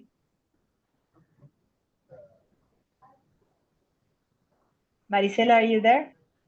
I'm hearing some sound, but I don't know if it's coming from you. Okay. All right. So here's the deal. I'm going to show you how the training works. It's a demo kind of thing. And then those of you for whom the training is working, you can go ahead and start on it. I actually would prefer to show you how Windows works more than the training. And then if what I'm going to do is I'm going to call to the inclusive access person in the bookstore, and I'm going to reach out to Mahendra. So I need to see again, I actually need to write your names. Who got to the login screen? So I know Paola got to the login screen. Christina. Who else got to the login screen? You're giving me yeses. Lidiana, yeah. You got to the login screen. I thought you said you got into the start. Well, I was already in, yeah. So I'm past the login screen, yeah. No. Or just I'm the first talking, screen. you're past the login. If you're in and you have the start, you're good. You don't, Okay, I don't have to report you. But for people for whom inclusive access isn't linking them and they're asking them to log in, create account, I need those names. Christina. So let's start again because now there's a mix. Only say yes if you see the create account, log in, Cengage. If you see that one, give me a yes. Paola, Christina, who else? Elvira. Susan. Marisela, what are you seeing?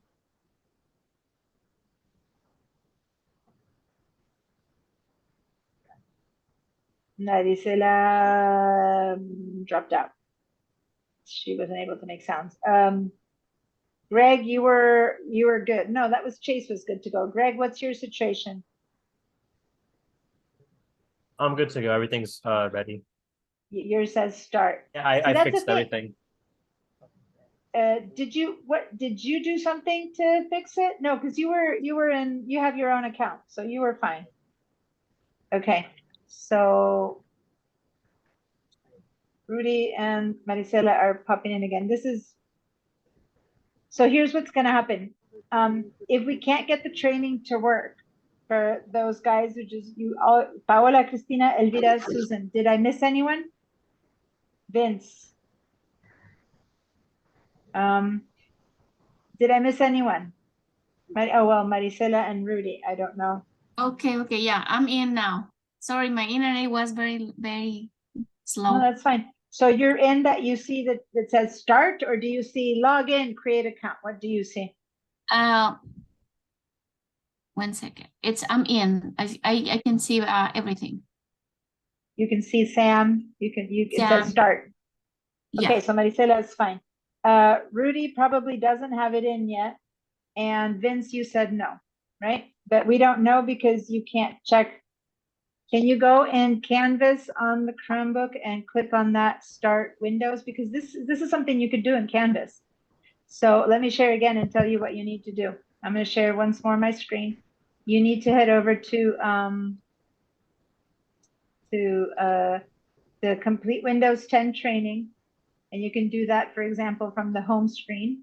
So Vince, this is what I need you to try, because I need to make sure whether your account is working. And this would work in a Chromebook. To click on the Complete Windows 10 training, and then click on this link and tell me what happens when you get to that, okay? Because then I'm going to ask all of you whose names I wrote down, I'm going to ask Inclusive Access people and Mahendra, both of them, why do the rest of you get in, and why are these people not getting in, and can you guys set it up so that you can all get in? All right, so right now, what I'm going to do is just show you, because if they fix the account, they might fix it tomorrow, and everyone might be able to get in tomorrow correctly. See what I mean? So then you'll do this part tomorrow. Andrew 1, capital A, exclamation point. Are you talking to me, Vince? No. No, I'm sorry.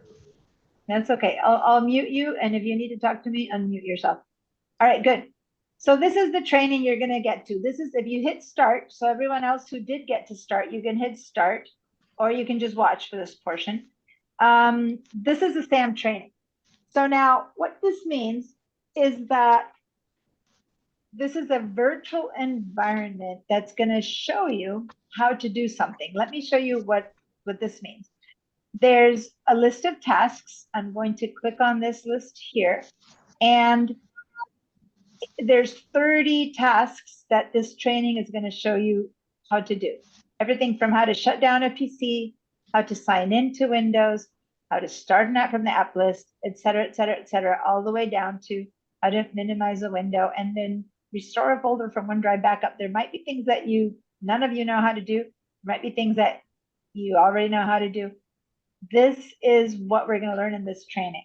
Now, I'm going to start with the first one, right? Which is how to shut down a PC. There's 3 ways to use the training. Hold on, Vince, you're raising your hand. Yeah, did you get in? You're muted. You're muted. Vince, yeah. What's up? What happened to you with the Chromebook? Did you get in? Yeah, I got to the sign-in page. The login page. Okay, so then I'll put your name down to the login page. Okay. By the way, Rudy, are you signed in by now?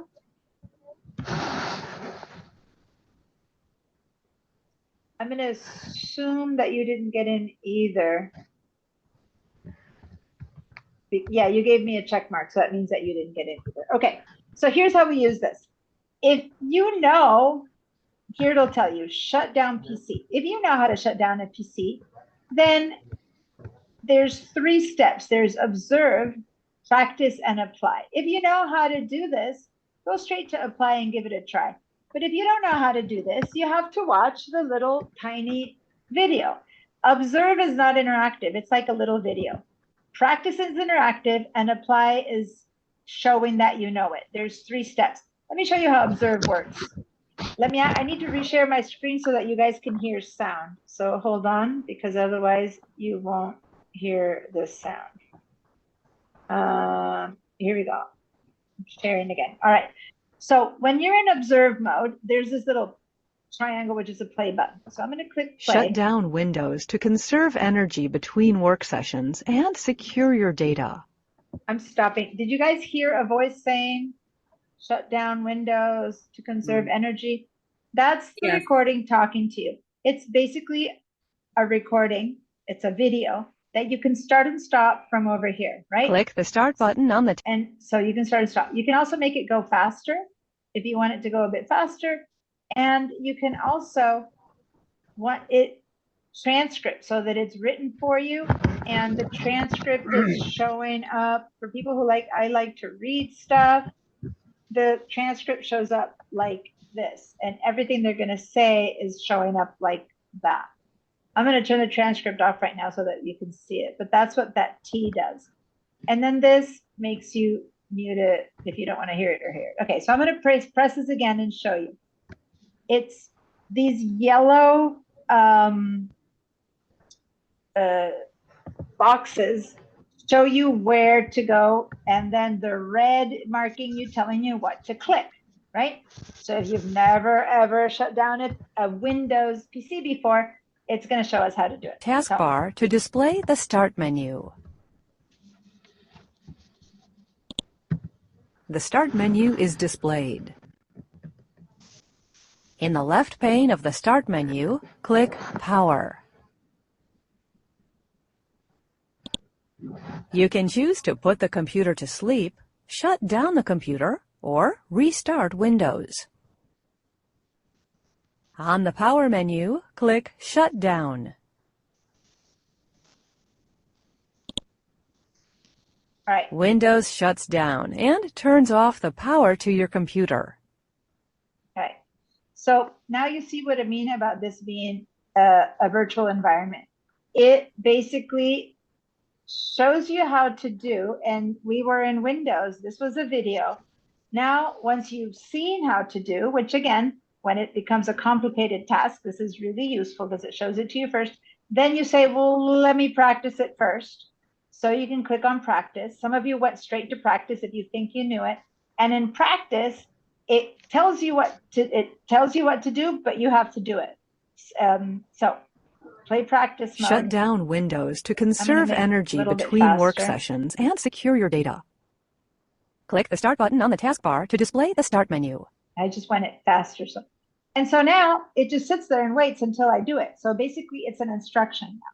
So I have to click the Start button, and now I have to go click on it. That was me. The Start menu is displayed.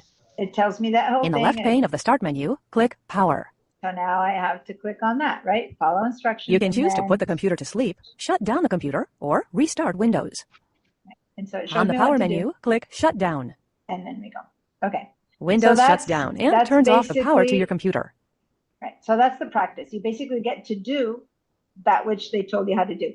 And now this is the apply. So if you think you know how to shut down the computer, if that's the task, just go straight to the apply, right?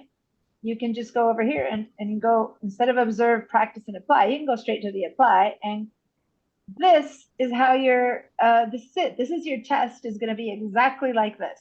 You're going to have a little box that says task instructions, shut down Windows 10. That's all it's going to say. And you just need to do it. So the apply section is the test portion of it. Like, did you learn it, right? So in this case, if I go and click on, and this is, I know, ridiculous, but say I click on the recycle bin and open that, it'll go, task incorrect, try again. So say I click in here to write shut down, and I click on that, no, task incorrect, right? So whatever I try to do that's wrong, it tells me task incorrect. If I go in here and do it correctly, then it goes, yay, apply complete. You have completed the task. Okay, I can do that 250 times. It doesn't matter until you know how to do it. And then it moves you on to task 2. If I look over here at the tasks, yay, check mark, I have completed the apply. It doesn't give you a check mark until you do the apply correctly. Does that make sense, you guys? Mm-hmm. So now you can go one by one through all of them, or at first you can skip around. But your first assignment is to do all of them, even if you know them, because I'm trying to make sure that you know how to use this. This is how you're going to be tested. So even if you know how to do it in real life, it might not mean that you know how to do it here. You might get like a weird, I'm trying to think, there's some of these that are a little bit weird. And then when they ask them to you, change the user account picture. I don't know if you guys know how to change a user account picture. So if you go straight to apply, and that's what it'll say, change the user account picture to Rockline picture file in the pictures folder. And you'll be like, I thought I knew how to do Windows. I don't know how to do this. Then go back to the apply, to the practice. Rarely do you really need the observe, because the practice is pretty much the same, only it stops and makes you do it, right? So I'm going to go to the practice of this one, click the practice. Personalize your account by adding a user picture. Go, click the Start button on the taskbar. The Start menu opens with the user picture at the top of the menu. Click the user picture. Click the user picture. Click Change Account Settings. Change account settings. The Settings app starts and opens the Accounts window. In the Accounts window, click the Browse for One button. Browse for your picture. The Open dialog box opens and displays the files in the Pictures folder. Click the Rockland file. Click the Choose Picture button. The user picture in the Accounts window changes to display the Rockland picture. Yay, okay. So that showed us how to do that. Now, when I hit apply, it just says change it. And so I need to know to do this, to do that, etc., to go to browse, to do that, to say choose picture, apply complete.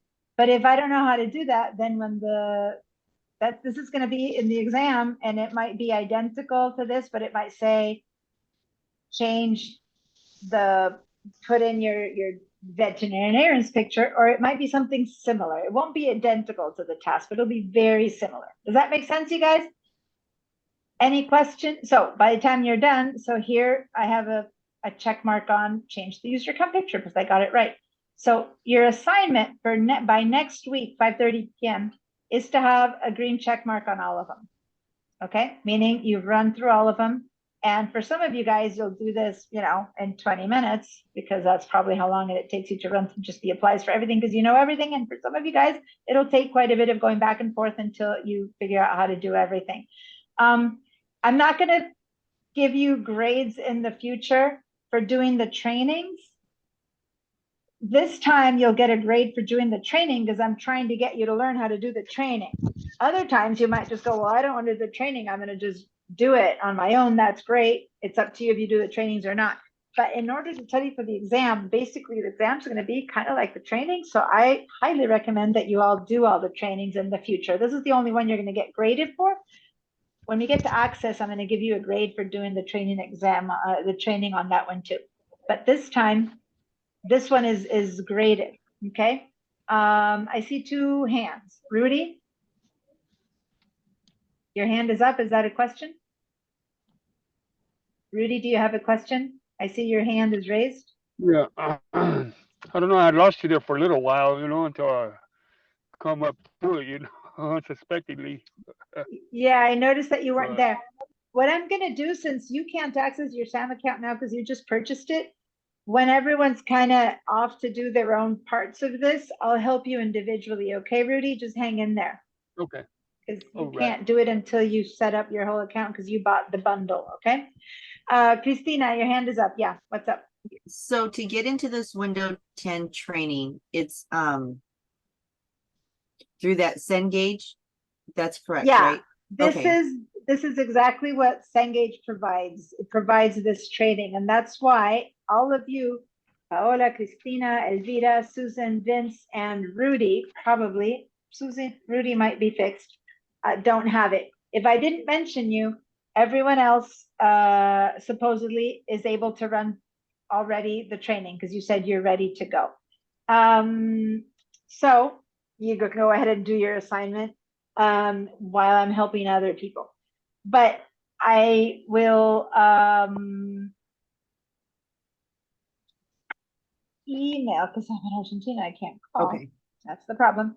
I'm going to email the bookstore and I'm going to email Mahendra and ask them what's up. If so hopefully I'll get an answer within, by tomorrow. If I don't get an answer and there's, if it takes 2 or 3 days to get you guys up and running, I'll go ahead and move the assignment deadline to the following week. Don't worry, I'm not going to discount you on that. But I would, but you can't do it right now if you can't get in.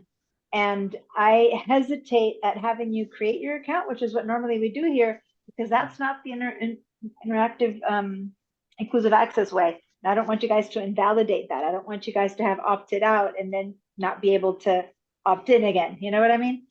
So do you think it could be something checked or unchecked with firewall? No, most people don't have a firewall when you're at work. Yeah, but most people don't. That wouldn't be it. It's something probably that has to do with inclusive access. I'm 99% sure. If it's not, then Mahendra will answer, because if it's got to do something with Cengage, Mahendra will answer. So I'm going to go by both of those, and then we'll figure out what's wrong. So keep your eyes on email. I'm going to email you. If I have no answer, I'll tell you guys I have no answer. Sorry, you can't do this yet. If I do have an answer, I'll email you and tell you what the solution is. If necessary, I'll record a little video telling you what you need to do. My hope is that they'll fix it in the back end, and that I'll tell you guys, all right, go ahead, and you'll click on it and you'll be in it. Just like, 4 or 5 of you are in it and 4 or 5 of you are not. Does that make sense? I don't think you'll have to do anything weird once they fix it on the back end, but I don't know. That's just my guess. Okay. If someone's not here and they're watching the recording, I haven't looked at the roster. I would believe there's someone missing. Then if you hear this recording, you have to tell me that you don't have it, letting you know, because whoever's watching the recording. All right. Okay. So that's how you're going to, now consider, especially if you know Windows, this seems like, oh, that's so easy. Consider when we get to Access or something you don't know, how nice it'll be to have everything be spelled out for you that way. But I understand that some of the things, most people know some things, and then most people don't know everything. They just know a few things. So that's going to be the training. The reason I'm asking you to do the training again, I think I said it way too many times, because this is how you will be tested. And the assignments, on the other hand, you will create on your own. You will create your own assignments. All right. So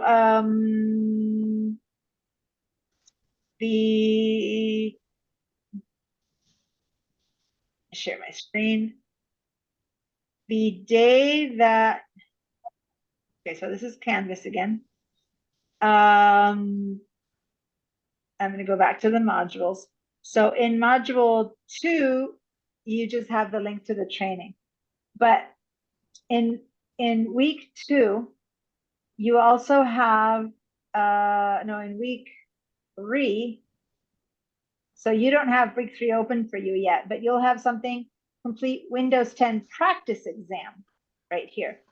So this comes in next week, so you won't have to do it. And this is going to show you the difference between a training and a practice exam. So we'll do that next week. And once you're done and you're comfy with the trainings and a couple of the practice exams, then the following week, you'll actually take the exam. Okay. So you'll be able to kind of work your way up into it as to how to use Cengage. So you'll be fine. Even if today you can't get in, don't worry. We have more than enough weeks before you actually have to do the exam. I see you popped in again, Maricela. So if you have any questions of anything I've said, please. I was just confirming. Who wasn't working.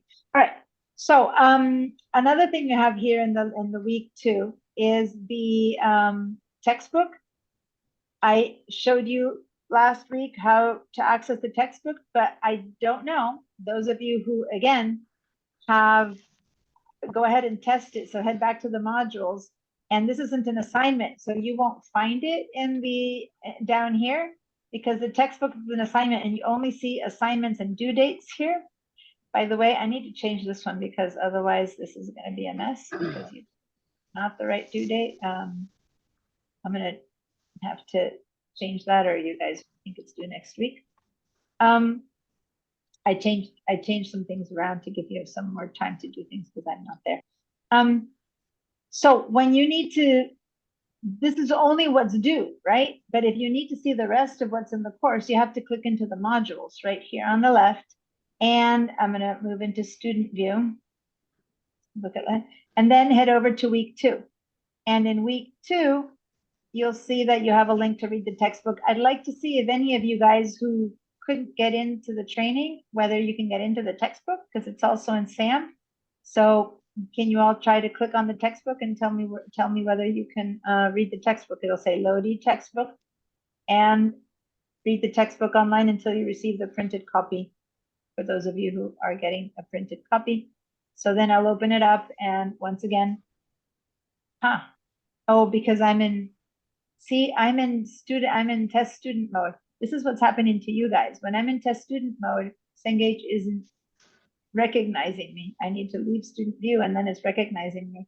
That's what's happening to you guys. That's why I'm thinking there's something wrong with Cengage and you guys, because once I left my student mode and now I'm getting in, it's showing me the book. So go ahead and tell me again. I'm going to assume it's the same way that those who already couldn't get in won't be able to get in. Yeah, but it shows the same the same thing. Okay, so it's the yeah, same like for everyone. login. Yeah. It says login. So now when you get access to it, unless you've already received the printed version, then since what we're learning is Windows, then I want you to go to Windows and to do the introduction to Windows 10 in module 1. So read that whole page, okay? And then module 2, those are the 2, module 3, file folder and management. Those are pretty much most of the things that we're going to be learning are inside of those 3.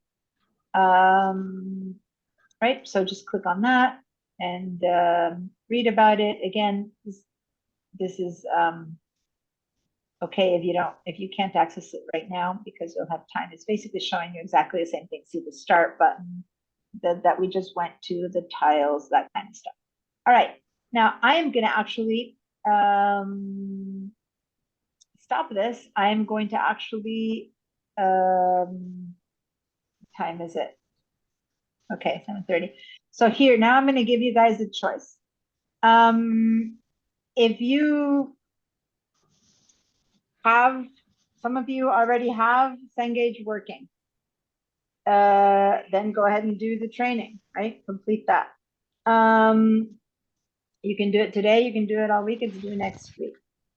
If you already have Cengage working, if you know Windows and you're comfy that if you don't know it, that training is enough because you're really good at it and there's just a few things you don't recognize and so you'll go for it, fine, then you can leave.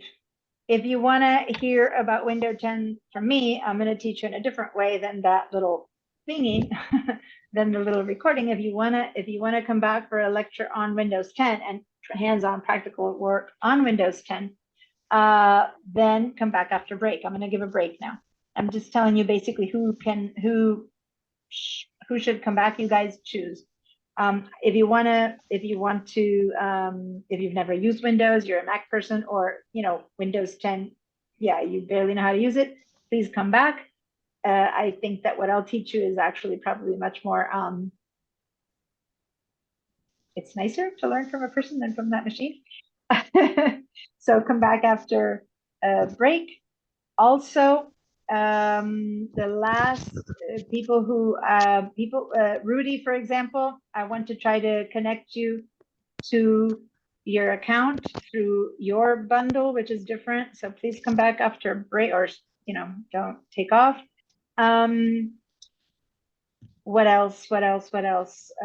Who else should come back? I'm looking at my screen.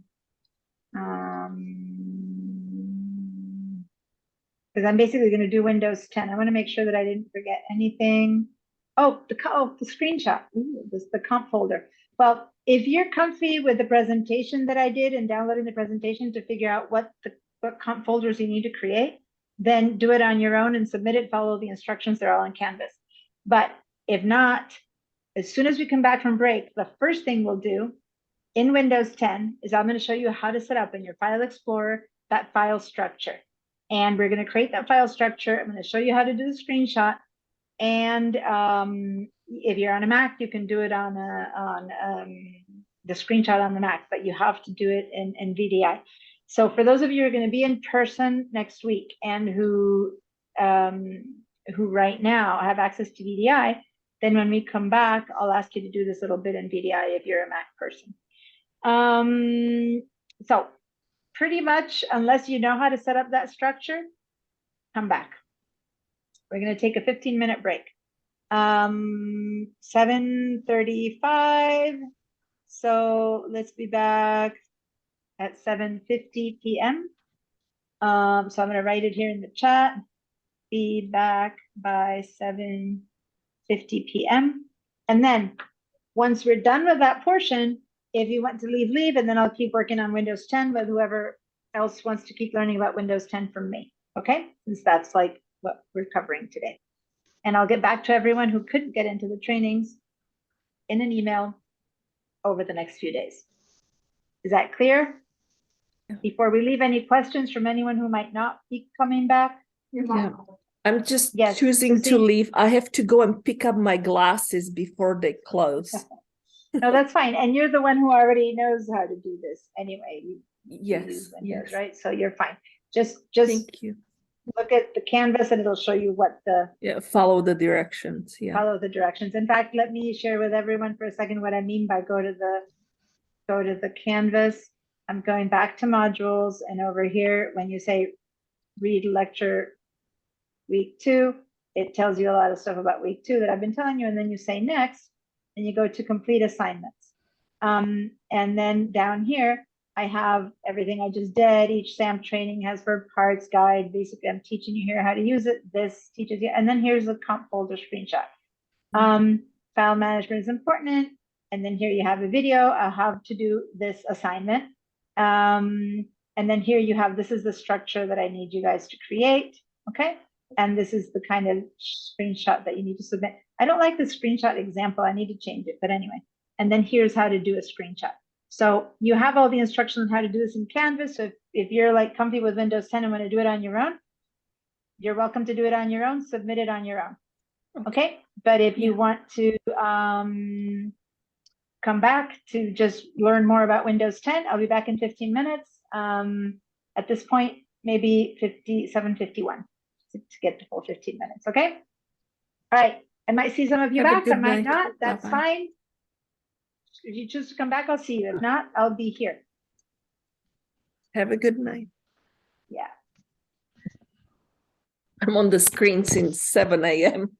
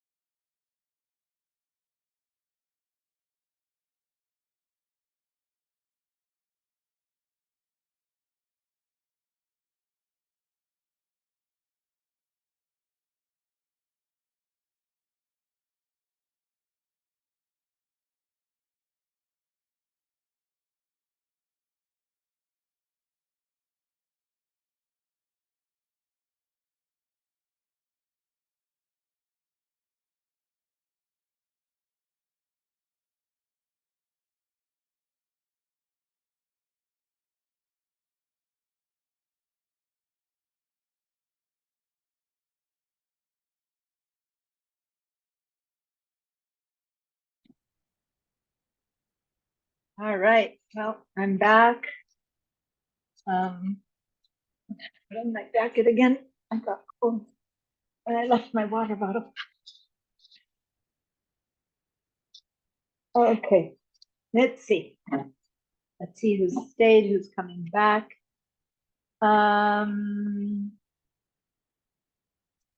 Okay, so while people are coming back in, give me a sign of life, give me a little yes if you're here.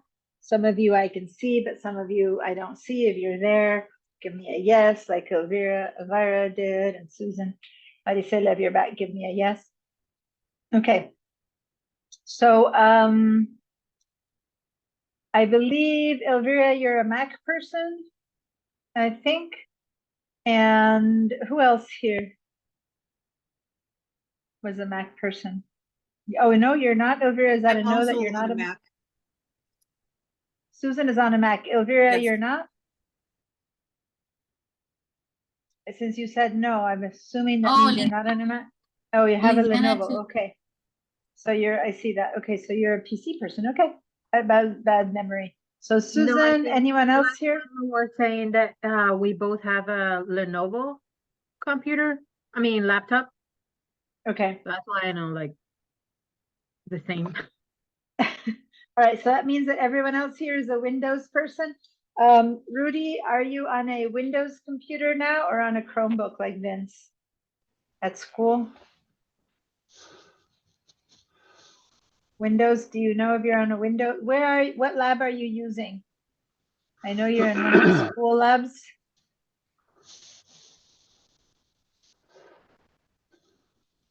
Can you hear me, Rudy?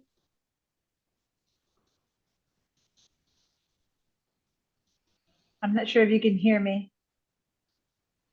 Because I want to try to connect you later. I want to try to work one-on-one with you to connect you, but I need you to share your screen. Can you hear me? We'll do that at the end. Well, if you can hear me later, let me know, answer me. For now, I'm just gonna work with showing you guys stuff about Windows. Now, just to be clear, I know Christina's gonna come in person. Paola, were you coming? No, you're not coming in person, but you have oh, you are coming in person. Elvira is coming in person, I know. Susan? Susan, No, are you I gonna be in planned on person? doing it at distance, but if it's necessary, I can try to find a way to be there. No. I mean, your choice. No, I'm just trying to confirm. That means that you'll be using VDI, right? That's all I'm trying to. Because if Yes, you're I'll on a use Mac VDI at home. for Windows. And Maricela, are you going to be in person or are you going to be online as of next week? Online. Online. And you have a Windows computer?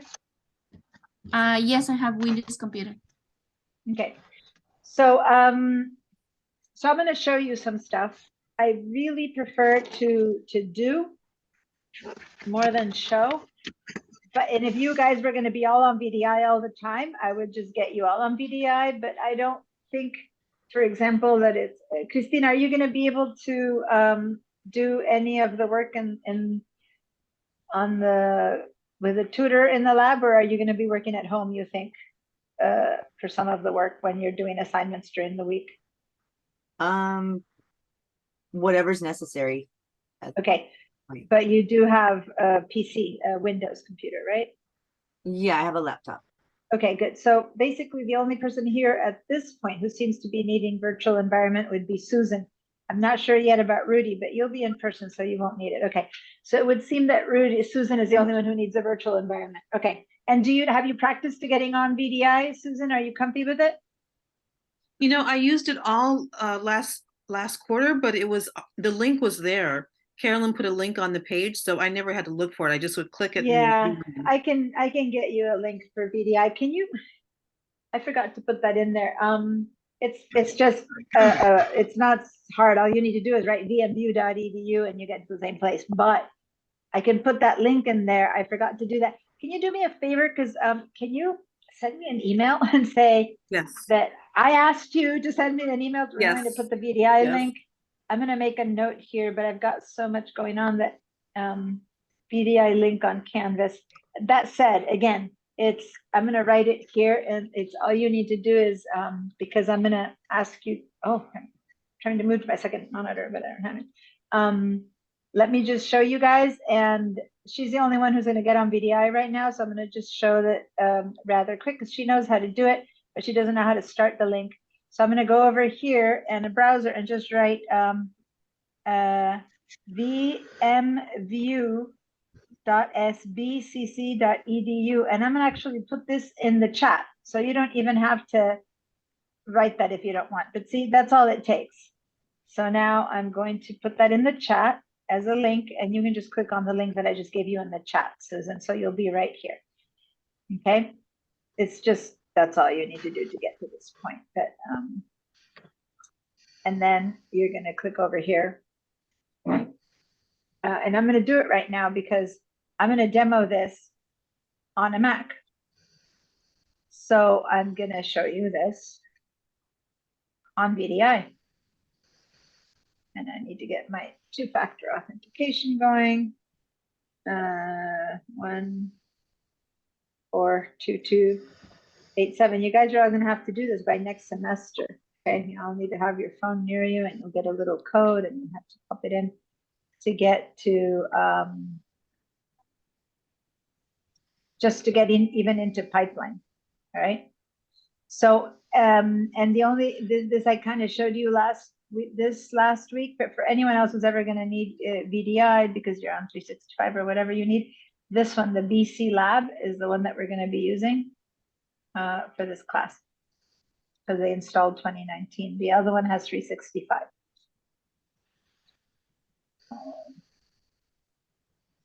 All right. Say okay. Is Actually, for Windows or for Mac? If you are on a Mac and you need to get onto Windows, you need to do this. You need No, to I have get, Windows. Yeah, so if you have Windows, you're Okay. fine. You don't need to worry. Okay. This is only for people who need to access Windows and they can't because they're on a Mac or on a Chromebook, but Chromebook's going to work for this portion. It's not going to work for some of the apps, but for Windows. All right, now you guys, it doesn't matter that I'm VDI. Right now I'm demoing Windows because since I don't have Windows because I'm on a Mac, I had to get onto VDI. So other than Susan, you guys don't need to worry about this part. VDI is going to ask you to sign into Google Drive. We don't need it right now. I'm going to need it I use it for other classes, but for this one, we don't need. So I'm going to close that. All right. So everyone now has either a Windows or is on VDI. So you all have a Windows environment in front of you. Now, one of the things I want to show you is down here, you might notice that I have a lot of little icons. This thing is called the taskbar. It's called the taskbar. And I chose to put these things here. This is PowerPoint, Excel, Access, and Word. And you don't have to, but it's much easier if you want to open one of these to open it with this little link. So I'm going to show you how to do that. I'm actually going to unpin it. I forgot that I already had in my VDI, I had them pinned already. So give me a second while I unpin them, see how easy it is to take them off in the future. But these are the ones that kind of come. And I think this one's also been pinned by whoever set the VDI up. But most of you should have only these 4 little icons there if you haven't added anything on your own at this point. This is equivalent for you Mac people, or in your case, it's only Susan. This is equivalent to the dock on the Mac where we have all of the apps, but on the dock, your things already come in here. I'm just comparing to Susan. But on the PC, if you want anything in here, you have to put it in here yourself, other than these 4. So the first thing that we're going to do, I said, is that we're going to complete that assignment, and then I'm going to go around and show you much more about Windows. But the assignment that you need to complete is about file management. We need to create folders. And this right here, this little icon, is the File Explorer. The File Explorer is equivalent to a Finder for Mac people. It's basically where you go find your files and find out where everything is on your computer.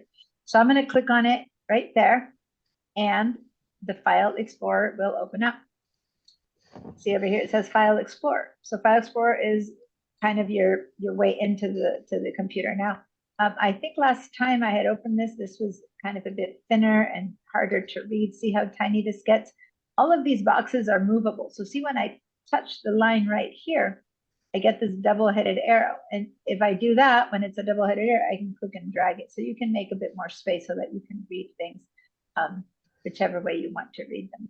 Now, over here on the top, for Susan, the File Explorer is kind of upside down from how it is on the Mac for the most part, but all the stuff is there, except for on the sidebar. This is the sidebar.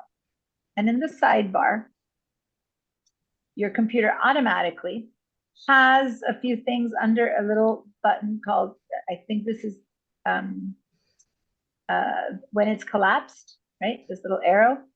Can you open it?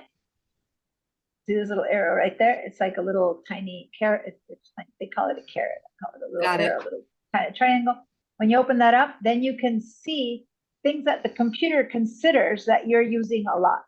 So first, it for sure puts desktop, documents, downloads, and pictures. So you should all have those there pretty much automatically. But if you notice over here, there's like a little pin, like a thumbtack kind of pin prick here. This has been pinned. It's been pinned by Windows. You bought it this way. It came installed this way. You didn't do that. But unless you take them off, which you can, they should still be there. But then down here, you will have some or none, because these are not something you do. This is the Windows figures out that you go a lot to the folder called class exercises. And after a while, it figures, I'm going to give it to you quickly. And so it adds it here. This is a shortcut to your class exercises. And that's Windows going, she goes here all this time. I'm going to give her a shortcut. You can also make your own shortcuts right here. But these were added by Windows for me without me having done anything about it. Does that make sense? So I don't have those on mine. I just have the things that I set up from QuickBooks. Yeah, cool. So now I'm going to show you how you can add them yourself if you want it. And it could be that at some point you said you didn't want them, who knows, at some point, and so they're not going in there automatically or something, but that's kind of what's considered the quick access. Now, what's under this quick access is just shortcuts, really. But what is truly in your computer is under this little area called this PC. So if I click on this PC, you'll see many of the same words: desktop, documents, downloads, pictures, but you see more. You might see, I don't know, some of your computers might be set up differently. This is the way that the school computer set up. There's music, pictures, videos, and then there's a bunch of disks. And one of them is the S and student drive. So this is truly all the parts and pieces that are in your computer. So I'm going to collapse this again to show you what I mean. In quick access, this was a repeat. And it's just like, what do I need to get to it all the time? And so desktop, documents, downloads, maybe you don't need to get to all the stuff all of the time, right? So the computer, the software makers decided to put these four there automatically. As I said, these were kind of given to me, if you want, unrequested for, and some of you might have them, some of you have not. But if I don't want it here, I could right click on this and I could say, well, remove, there it is, remove from quick access. I don't want it in quick access. Now, I'm not getting rid of this folder. I'm just getting rid of just a little link that takes me to that folder, which is hiding in there somewhere. And if I hover over it, click on this, it'll take me to that folder. It's not available because it's on Google Drive and I didn't connect to Google Drive. I know. Okay, so that's when I teach my Photoshop digital design techniques. So this would take me straight there. If I click on this one, any of these, it'll take me straight there. I'm not connected to Google Drive right now. So this is the real place where you go to, and this is probably the only part that I find a bit confusing. And this is a quick access to it. I don't know why truly it's there, because in the end, this is just as quick, right? I don't know, I don't get it.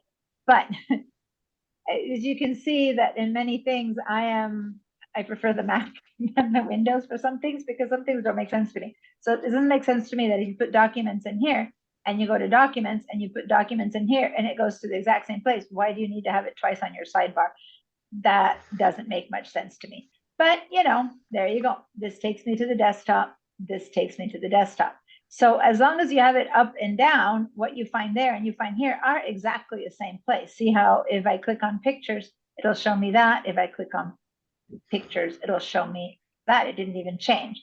So this and this is identical as long as they are. This is where they belong, and this is where somebody pinned them so that you could access them quickly.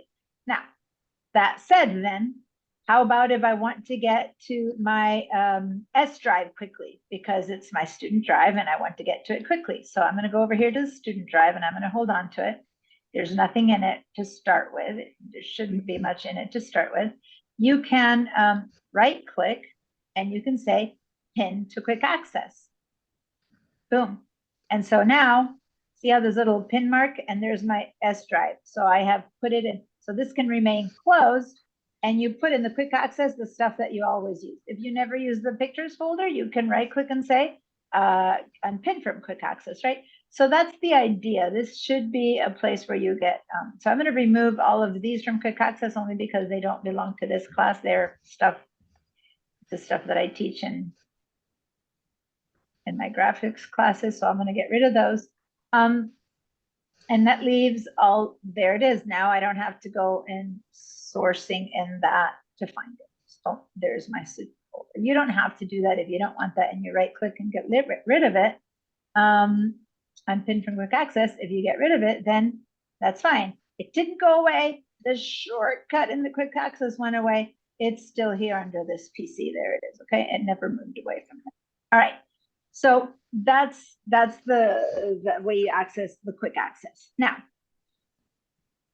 this is different parts of my computer. You walk into a house and you have, many different rooms. One is the bathroom, one is the kitchen, one is the bedroom, and you'll put different things into it. And that's all this is. It's just different rooms in it's of storage. So storage is that which we need, anything that we have in our computer that we need to store. And where do you store it? On the hard drive. So the hard drive is the part of the computer that stores the stuff that you have on your computer, whatever it might be.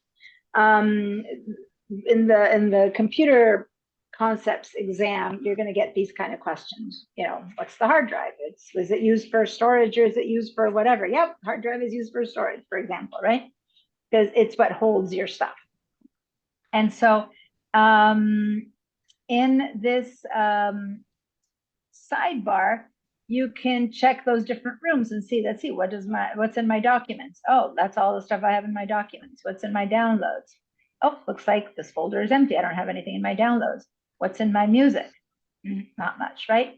So now we are going to head over to this PC again, right there, this PC, because Mac people kind of use this a lot. PC people tend to use this portion right there. So you might be also shown by the virtual training. You might also be shown not to use the sidebar. Maybe they'll have the sidebar closed or open, it doesn't matter. But they might say, go and open. See, why I like the sidebar, because I can just quickly see, there's my documents, there's my pictures, there's my videos. I like doing that. But if you use this window and you want to see what's in your desktop, what's in your documents, you can double click on it. So see, it's showing me here the same things. It's showing me 3D objects, desktop, documents, downloads, music, pictures. It's basically the same stuff that's in here. See, desktop document. It's a different place to access the same stuff that's here. But if I want to see what's in documents, I need to double click on it. Then it opens up and it shows me what's in documents. If I go back to where I was, I would have to click on this arrow right there to go back. It's basically doing exactly the same thing, I think, in a more complicated way than just doing that, right? But you'll find that 99% of the times, Windows people do this. They'll double click to go into here, and then they'll double click to go into this new folder, and then they're in this new folder, then you have to back out. Now, this thing here is the path to this thing called new folder. So some people call this a breadcrumb trail. I don't use that. It basically tells me that this new folder is inside my documents folder, which is inside of this PC. So that's the path, that's the address of how to get to this place, as much as, you know, my address could be 123 State Street, Santa Barbara, California, right? So from smaller to bigger, this is the final resting place. New folders inside of documents inside of this PC. So I can either back out, go in here, back to documents, or as I said, I prefer heading over there. Now, this is what's inside my documents. I seem to have a couple of folders, a bunch of folders, and then some loose files. Okay, so these are files that aren't organized, and here are things that are organized, right? Let's do this exact same thing that I've been doing here, but I'm going to do it on the sidebar. So if I click on documents, this is the sidebar. Documents, there it is. That's what's in my documents. And instead of double clicking to see what's in my new folder, or double clicking to see what's in my shapes, I can open this next little triangle right there. Boom. And that shows me what's in my documents. Pretty cool, right? It only shows me folders though. But if I click into, for example, my shapes, it looks like I have something called favorites in my shapes. Or new folder, we already saw it was empty last time. Yeah, this folder is empty. Or let me go into Adobe, and there's two things into Adobe. I kind of like doing this. And then if there's ever a triangle, that means that there's more in there. So I can open that, and then I'll discover that there's a folder called Adobe Dynamic Media Server, and it's got a triangle. That means there's more. I go in there and I click on that, and okay, finally I've gotten to the place where the folders are empty, right? So this is kind of like each time I go in, so everything moves in a little bit or out, that tells me that this is inside of this one. If I close it, this is inside of that one. If I close it, these are all inside of documents. If I close it, basically I'm left with, this is, I'm left with that's in my documents. So I like doing that because I can just see it all at once. I know. Okay. I didn't mean to do that. Versus if you're on a PC, you would have to double click to go into Adobe, double click to go into Dynamic Link Media Server, double click to go in here to see that. And so that takes me to the path. 12.1 is inside of Dynamic Link Media Service, inside of Adobe, inside of Documents, inside of this PC. Okay, so I'm in all of that, but I don't see anything else. Versus when you do it here, you see everything else. It's two ways of doing the same exact thing. But the good news about this is that I can jump back. I don't have to go back, back, back, back, which this arrow would do. I can just go straight back to this PC. Boom, right there. And it takes me straight to this PC. So it's the same as if I had clicked in there. I'm going to close documents in there to not confuse. Okay, so that's how you navigate the outside part, so to say. Over here, I have any drives or devices that are connected. So if I put in a flash drive or something, it would appear over here. It would be another drive, and it would have whatever name the flash drive is that carry, you know, things that carry files around. And these are all different drives that SBCC has. So you guys are at home on your own. You might not have a bunch of new locations here. You might not have any other drives. But for people on VDI, we have all these drives. Actually, this is the one that I use as a teacher to put my stuff in. You guys probably don't have it. And these, but this was, I don't think you have access to, but student is the one we have access to. So now let's double click on student, and we're in student drive. We could have done that by clicking in here or in here. Yay, we're finally in our student drive. Now, for those of you who are at home, you're not on your student drive. So just go to your documents, and in your documents, you're going to do the same thing that I'm doing in the student drive. Okay. So here in your documents folder, this is for people who are not going to be using VDI. Go to your documents folder here on the left, or here on the left. And for VDI people, or people who are going to be at school, when we're at school, you'll go to the student drive. All right.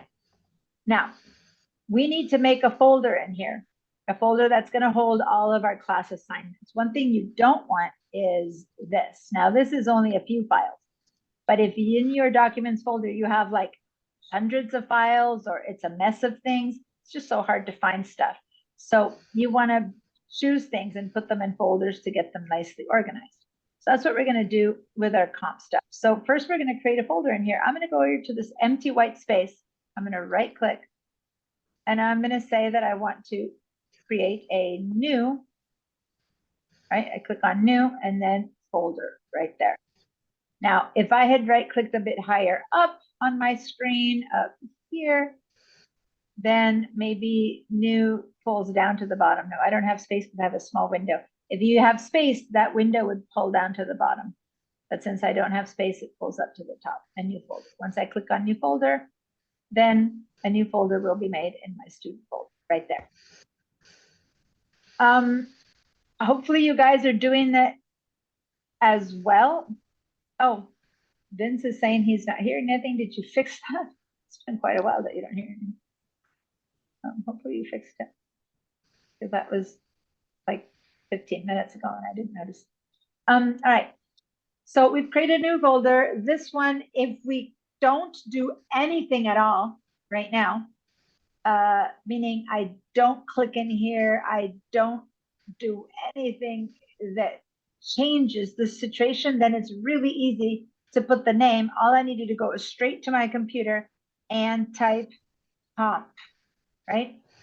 And then to fix this name in there, I can hit the return key or I can just click out here and that fixed the name. But that's not usually or always how it works. A lot of the times we create a new folder and a lot of the times people create a new folder and then they go in there to delete this. So they click in here and then now you have to actually either select it again to delete it or you have to click and delete, delete, delete, delete. It's just much harder. So just know that when you first create a folder or anything that's ever like kind of in that case like blue, that means that it's been the name is highlighted. You can just type it in and everything that's highlighted will disappear. All right, so now I have a bunch of folders and they have the wrong names, right?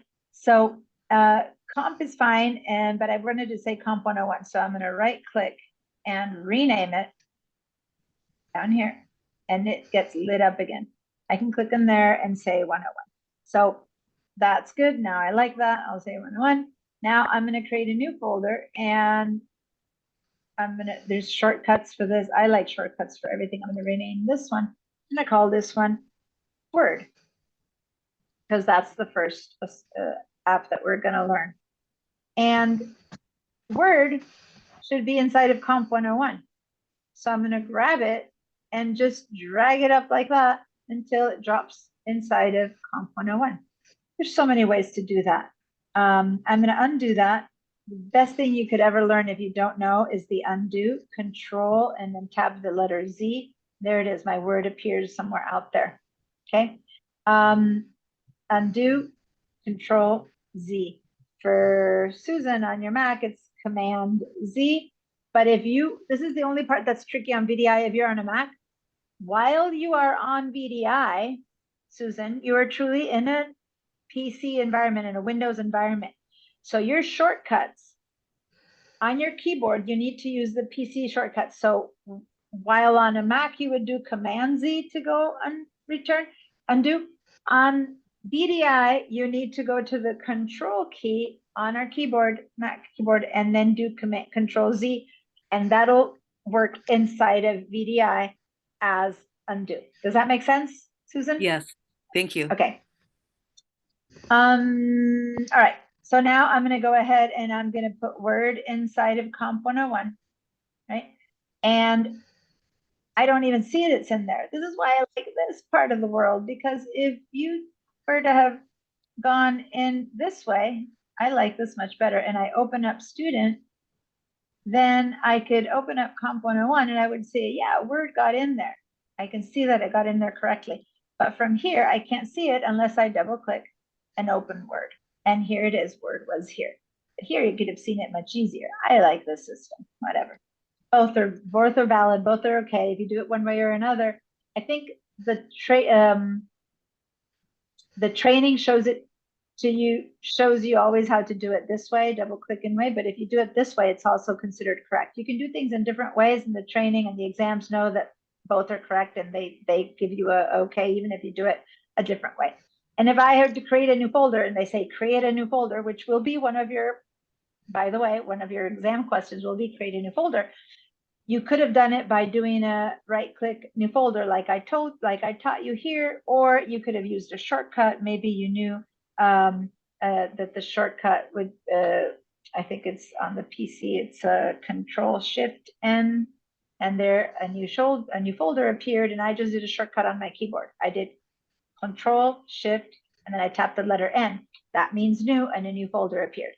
Again, if you do it that way, then you can, you'll also be fine with the exam. For the most part, they take all versions of how to get it done.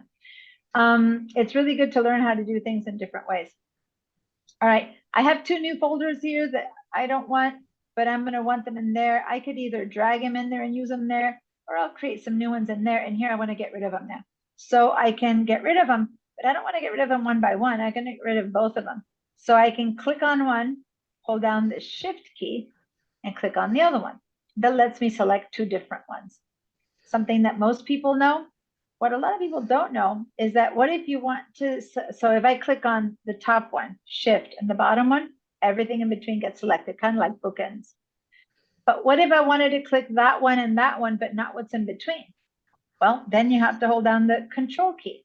So I'm going to click on this bottom one, hold down the Control key, click on the top one, and now I have 2 that are selected at the same time, but they're not contiguous. They're not touching. On a PC, on a Mac, that's the Command key. On a PC, it's Control. So remember, in VDI, you got to do it with the Control key. When I ever say Mac, I'm talking to Susan only. All right. So if you want to do more than one thing that's contiguous, all you need to do is click one end of it, Shift, click the other end of it, and that works. But if it's going to not be contiguous, you hold down the Control key and click, and now you've got 3 things selected. All right. I'm going to go ahead and go into Comp 101. Oh, last thing about this, if you want to get rid of this, you can select both by doing the Shift key, right click, and delete. There we go. That got rid of them. There's other ways of deleting. Are you sure you want to permanently delete these guys? Yep, I do. They're gone. They're goners. We're going to talk later about the trash and the recycle, but it's gone. All right, so in Comp 101, I had left my Word folder sitting there waiting for me. There it is. Inside of Word, I'm going to create 2 folders. So I'm going to double click on Word to get inside of Word. See how my path is saying Word, Comp 101, Student Drive, this PC. And in here, I'm going to create 2 folders. I'm going to do the first one with a shortcut, Shift Control N. If you guys, I highly recommend that when I explain a shortcut, that you guys test it, because that's the only way to learn it, to do it. And if I say it all the time and you do it, after a while, when I'm not there to say it, you'll remember it yourself. Here we go. So this one's going to be module 1.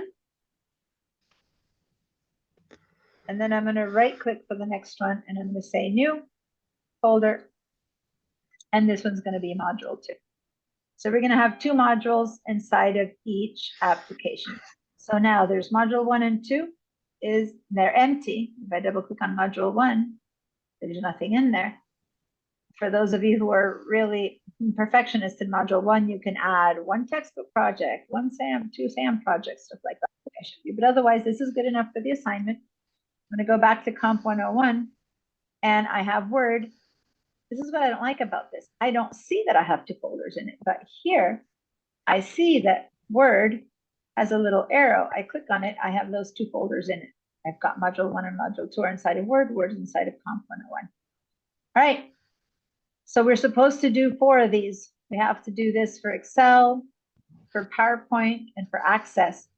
And if I do that one by one, that would take me forever. Instead, I'm going to click on Word, which holds 2 folders, right? And I'm going to right click, and I'm going to copy, which the shortcut for copy is Control C. So I could copy it with the command of Control C, or I can right click and copy. By the way, you can also do those things up here on the menu. I can go over here to file and copy there. It's kind of, you know, just right click and copy or shortcut. And now I'm going to click in the same place in Comp 101 and I'm going to say right click and paste or Control V, V for like Victor, okay, for Vince who's here, or right click paste. Now notice that I tried to copy the exact same folder and the computer won't let you do that. In the same folder, the computers won't allow you to have two of the same thing with the same name. It just won't. So it added the dash copy in there because it cannot exist to have two of the exact same in the same folder. I could have had a word somewhere else and a word here, but in the same folder of Comp 101, now I have two folders called Word 1 and 2. And that's, you know, not going to work. So now I can right click on that one and rename. Or for people who don't want to keep right clicking, you could also click one time. See, look what I just did. I went to the word and just one single click with my mouse pointing on the letters. Boom, one time. Select it, not double click. One time to select it and one more time, and then you enter the name. And that's the same as having said right click rename, and it's faster, so I do it this way. And now I'm going to say, I'm not going to delete that. Any key that I click on right now will delete anything that's selected. And now I'm going to write Excel on this one. And the good news is that this Excel already got copied with module 1 and module 2. So there we go. I've got two of my folders ready to go. Excel has module 1 and 2. Word has module 1 and 2, and they're both in Comp 101. So I need to do that again. But I can this time I can copy and paste two more times, or just for fun, I can select both, copy again, Control C or right click copy. And then I leave that selection by clicking here on the white space, and I either once again right click V to paste, Control V to paste, or right click V to paste. And now I've got two more. And what I can do is I can put my mouse one time in here for a single click, the second time, and I can write PowerPoint on this one. And PowerPoint is written this way with no space, but a big P again, capital P again for PowerPoint. So I'm done with PowerPoint, and then I'll do this one and I'll get in there again and I'll go access this one. Now there's only one thing. We're only going to do one module in access. So at this point, everything is almost ready. But if I go into access, I also have two modules, see? So I don't need two modules in access. So I can go in this way, or I can go in this way by double clicking access. Either way, I end up with module 1 and 2. So I'm going to get rid of module 1, right click and delete. Are you sure you want to delete it? Yep, there's nothing in it. That's fine. And there you go. I have my whole structure for my Comp 101 assignments set up and ready to go.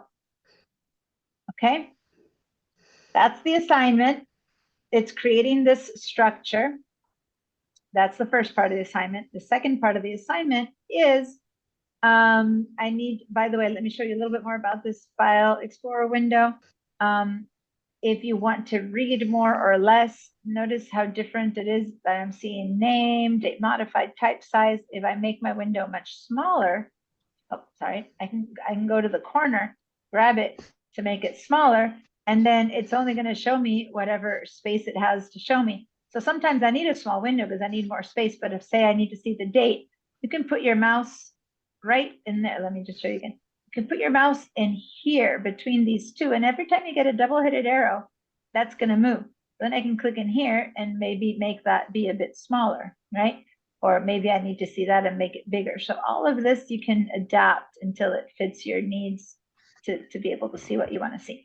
So I want to be able to see that we made them today within the week of our assignments. I want to be able to see that this is in this PC student S drive. For those of us who are on VDI or at home, you'll probably have your documents folder or some other folder wherever you created this. And then we need to do a screenshot, and I want you guys to do a screenshot where you have these open here as well, so I can see that there's like module 1 and module 2 inside of them. That works as a handout, as parts of what you can hand into me. You could also double click on one of these and show me in here that you're in Excel Comp 101 and you have 2 modules. I'd kind of like you to include this. And so do a screenshot of this and submit that through Canvas. All right, before I go on to talk about submitting and screenshots and all of that, any questions? Yes, Paola. The screenshot, it's what we just did in our own computer, or you just want a screenshot of this no, page you right need now? to do it. No, you need to do it yourself. You cannot do a screenshot of this. By the way, that's a good point. I need to see over here, like I'll see if you're on VDI or something like that. You do a screenshot of the whole thing that says DE Musacchio. If you do a screenshot of this and it's mine, then that's not going to work for your assignment. And by the way, it won't work for you. We're not doing this just because you need to do it for assignment. We're doing this because you're going to need to organize your files. We're going to create a lot of files in the next 16 or 15 weeks at this point, and you're going to have to want to have your stuff well organized. The purpose of this assignment is to get you to learn how to use the file explorer, but the second purpose of this is that you have to be able to know how to use these to organize your files so that you don't lose all your homework and know where to find it. So that's the second purpose of this assignment. Okay, so how you're going to do this? How are you going to do a screenshot? Any other questions, by the way? Nope. You're all fine? Able to do shortcuts. You were able to push it. A lot of people don't want to push themselves with shortcuts. As I know how to do it this way. I don't need to do shortcuts. I assure you that if you do them when I tell you to do them, because someone's reminding you what it is, slowly but surely, muscle memory, it's going to dig in there, and soon you'll know how to do shortcuts. The more shortcuts you know, the more efficient you'll be, the faster you'll get, the better jobs you'll get, the more money you'll get, or so we hope the way it should be, right? Not sure it's that way, but that's the goal. I have a question. What should I name the file of my screenshot? Like what homework assignment is it tied to? Yeah, it's the comp folder.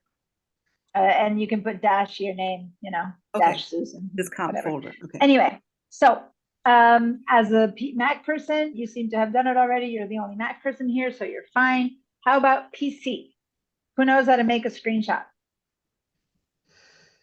on a PC? All right. Actually, I don't really, if you know how to make it, go ahead and make a screenshot. Otherwise, I'm going to show you how to make a screenshot. We're going to head over here, and there's shortcuts also, but I'm going to show you how to do it non-shortcut way and then show you the shortcut. You can type here to search. By the way, this is Cortana.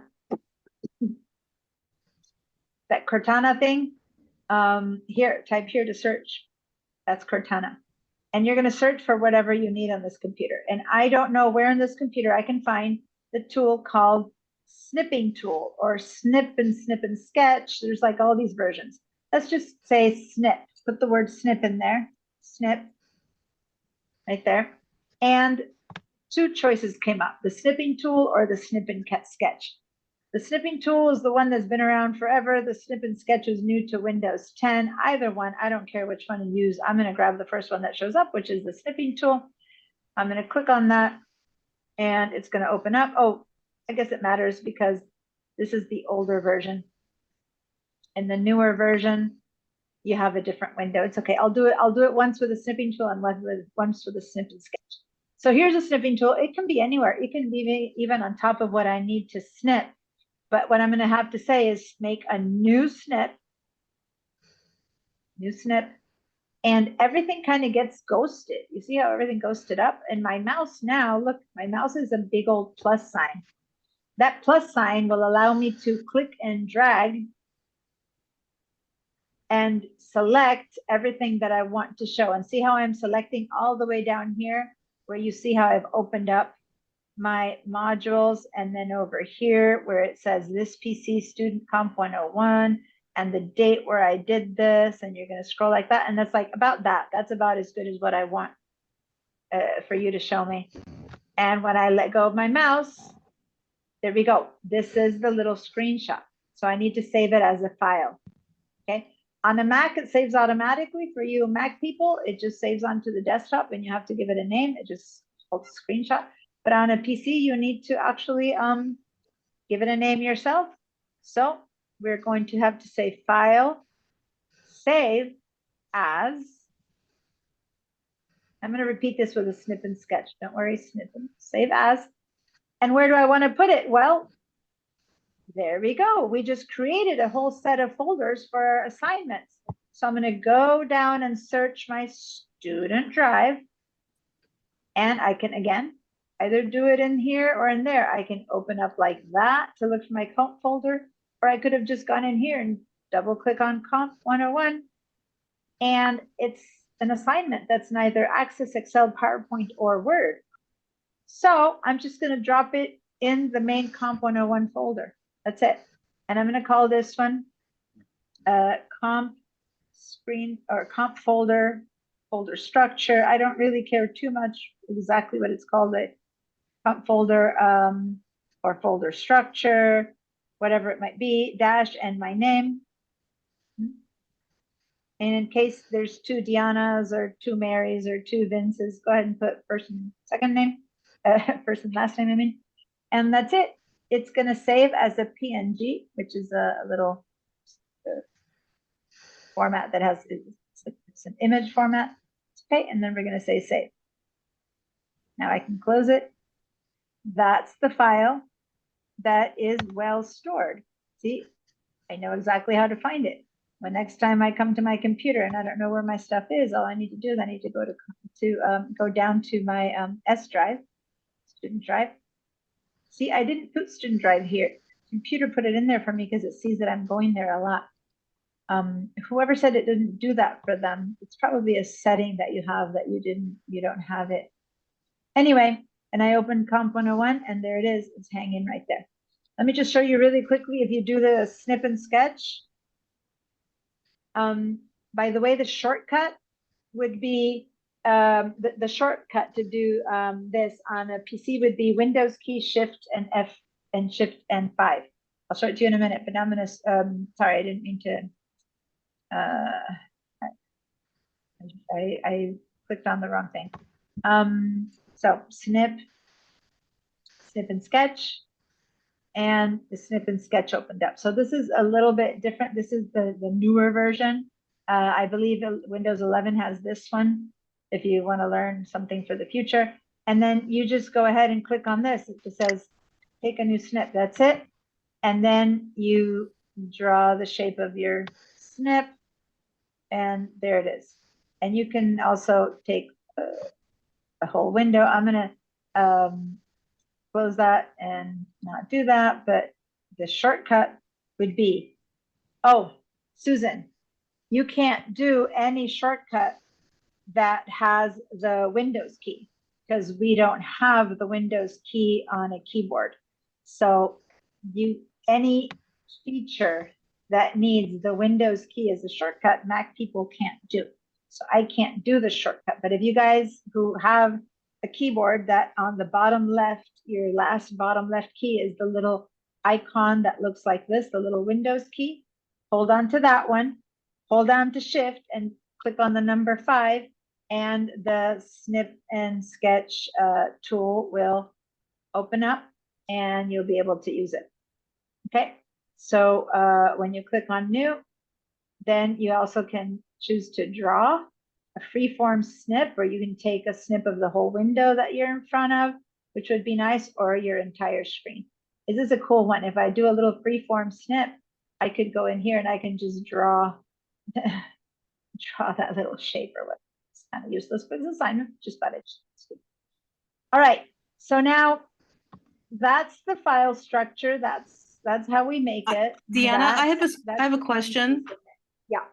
Mm-hmm. So I'm in my VDI and I want to, and from the VDI, I opened the Google Chrome to go into. Stop. How did you do your screenshot? Did you do it on the Mac way? I did. Like a Mac screenshot? Then you can't work inside of VDI. I know what you're going to ask, guys, because this is the problem with VDI. you made that screenshot on your Mac, not on VDI. So it's on your desktop on your Mac. So just on your Mac, not in VDI, on your Mac, open up a browser, go to Canvas and submit it that way, because that file is on your Mac. It's not in your VDI. Okay. Does that make So I'll sense? do it through It's like you're in Canvas. 2 different computers. So do it through Canvas. So Okay, now we're thank going to go through Canvas, all of us, to submit it. So hopefully you all did it on a part with me, but I did the screenshot inside of VDI.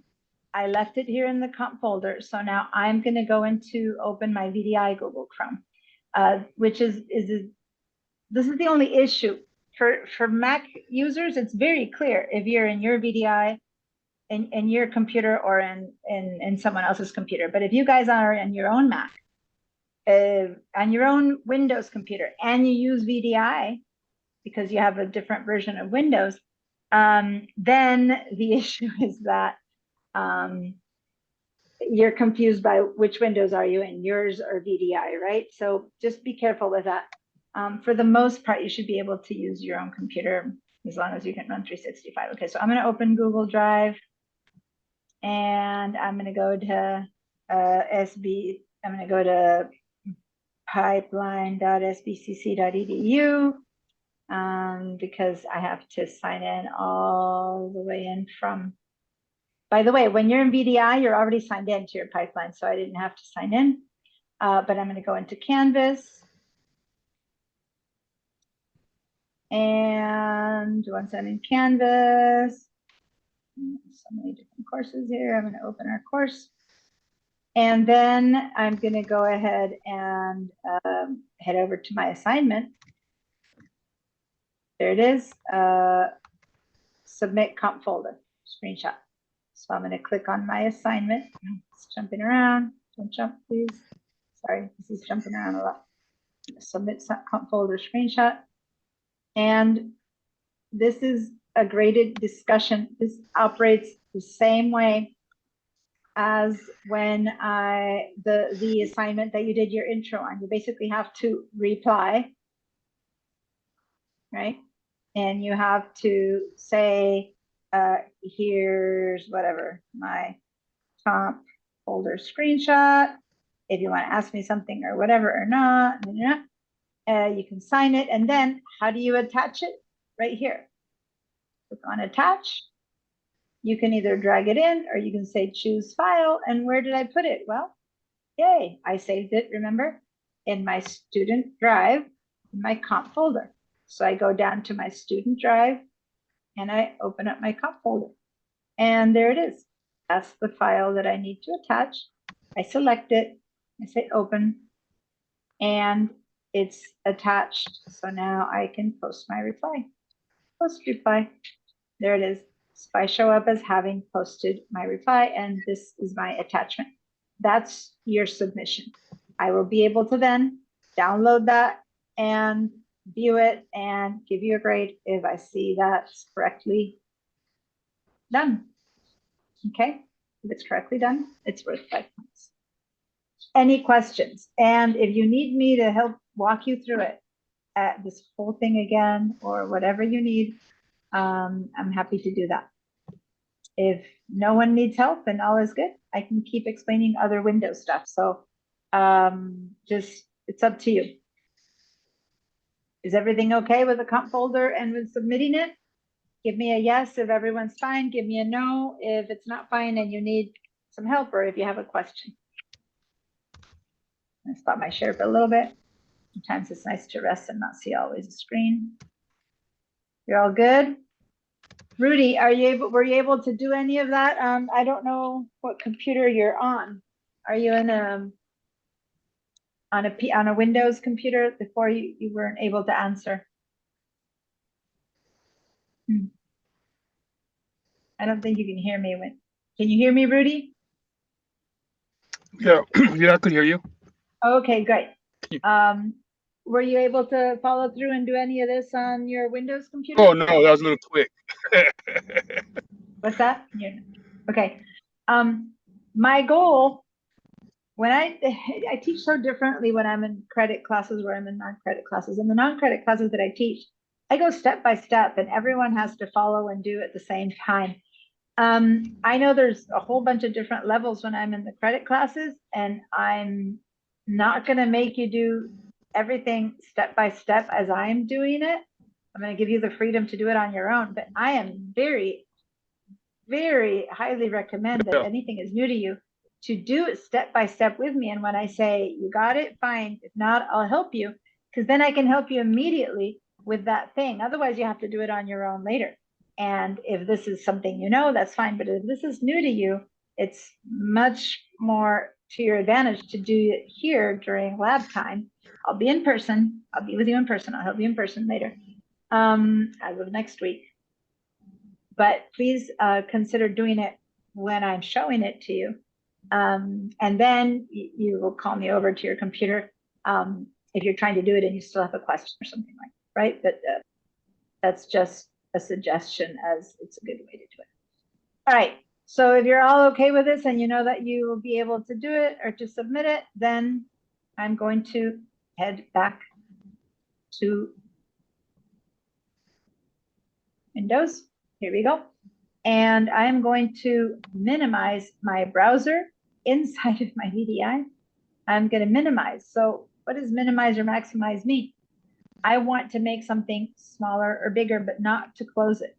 So I'm going to head over here to the right side of a window. This happens to be my browser. And I'm going to see that there's an X to close it. And this is, by the way, for Mac people, this is where it gets confusing, because for Macs, you close things from the left side. And you minimize from the left side. For PC people, you close and you minimize and you maximize from the right side. And this is important. Minimize and maximize on the Mac and on the PC do two different things. So for those of you who are Mac people, this is not the same as what it does on the Mac. Okay, so this is how I close it. I don't want to close it. I just want to minimize it, get it out of the way for the moment. So this little minus there means minimize, and this means maximize. Now, what's the difference? Minimize, I'm going to go ahead and click on it, makes it disappear, or so it seems, but it's not completely gone. It's just out of the way. I'm going to minimize this window as well. Again, these are all the kind of things that you're going to learn in the training and that later you'll have to reproduce and do yourself. So I'm going to minimize this window as well. So I've minimized both of them. They're not gone. They're just hiding here in the taskbar.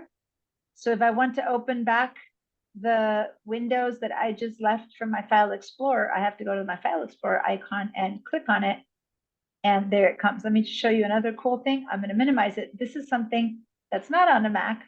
I like this feature of the PC. When I hover over it, it'll show me a little mini version of that window. Because if I actually don't want to open it, I want to click it and close it from here, I could just close it from here and it'll be gone. But if I want it, I can click on it and then it opens up. So that's kind of cool. I minimize it, and to see it again, I just hover over this and click on it and it comes back. That's minimizing it. I also minimize the Chrome window, so when I click in here, there it is again. Now, imagine I had a second window, a Google window there, and one more that shows, I don't know, the weather. I don't know, the weather report, for example. I have 3 different tabs open. When I minimize this and I head over here to Google, it's showing me only one window, right? Because I have 3 tabs, but it's only one window.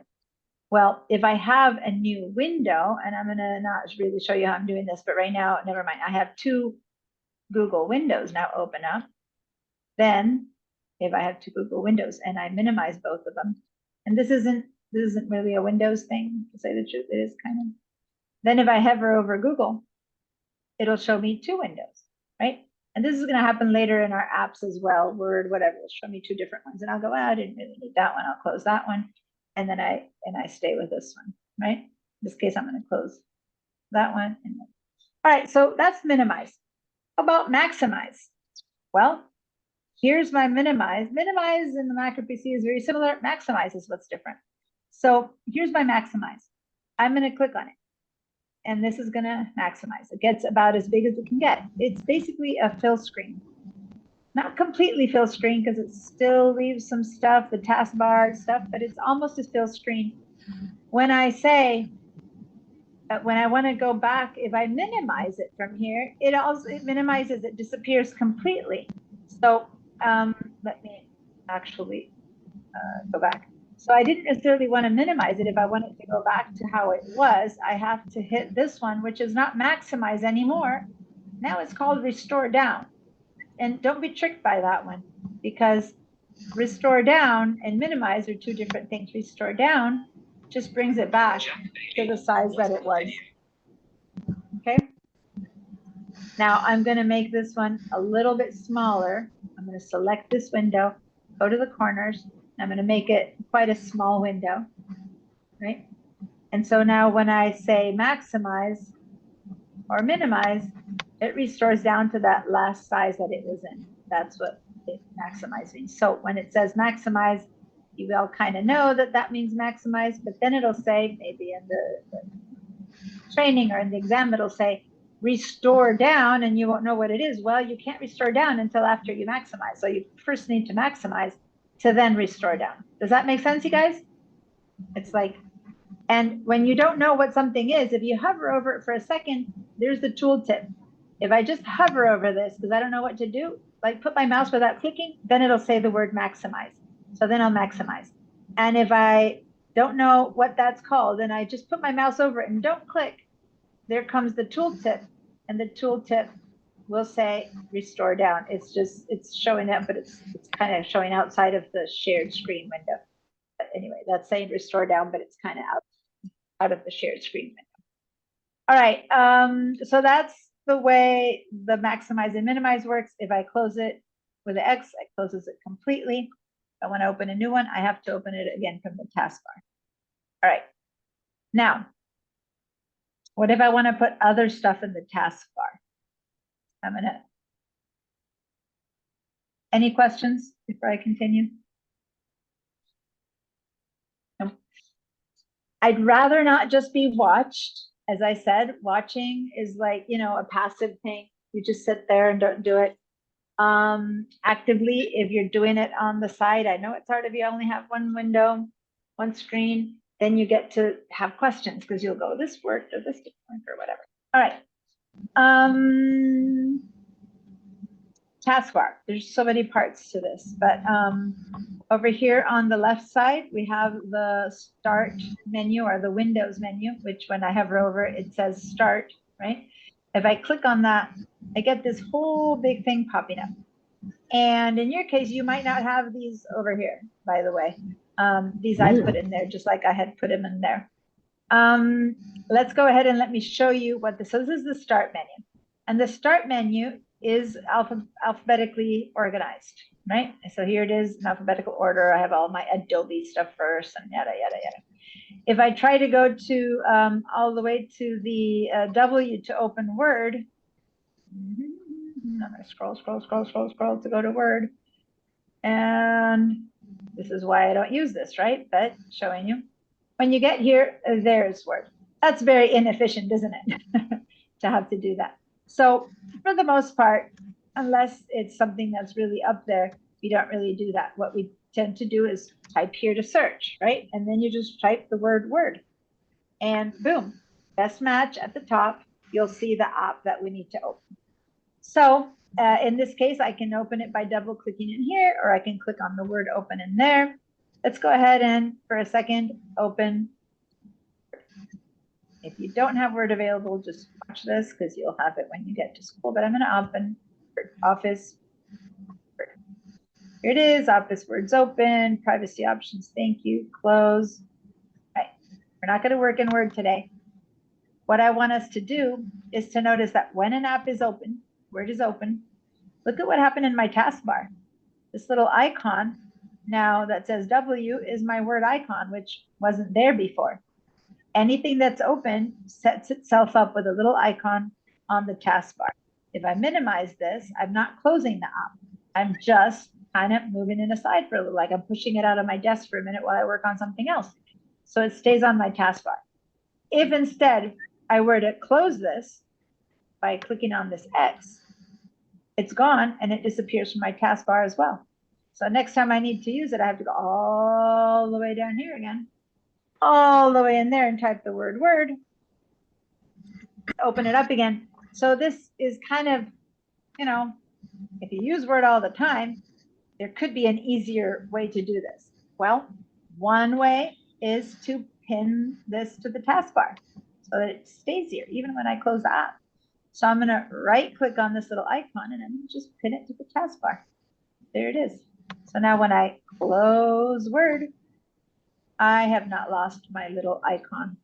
I have pinned that icon to the taskbar. So the next time I want to use Word, I just click in here and boom, Word opens up. That's kind of like what the Mac already does for you, but it's kind of like the long way around because you have to pin it yourself. But other than that, that works. That's one way to pin things in here. And I remember when we first started, I had all 4 of the apps pinned down here. Another thing you can do is pin it to the start menu. Okay, so this is the taskbar. Listen to what I'm saying. These words you're going to be tested on. Taskbar versus start window or start menu. So I click over here. This is that start menu. And as you can see, I also have these guys pinned here. These weren't here on their own. I'm going to right click and unpin them because I'm going to show you that again.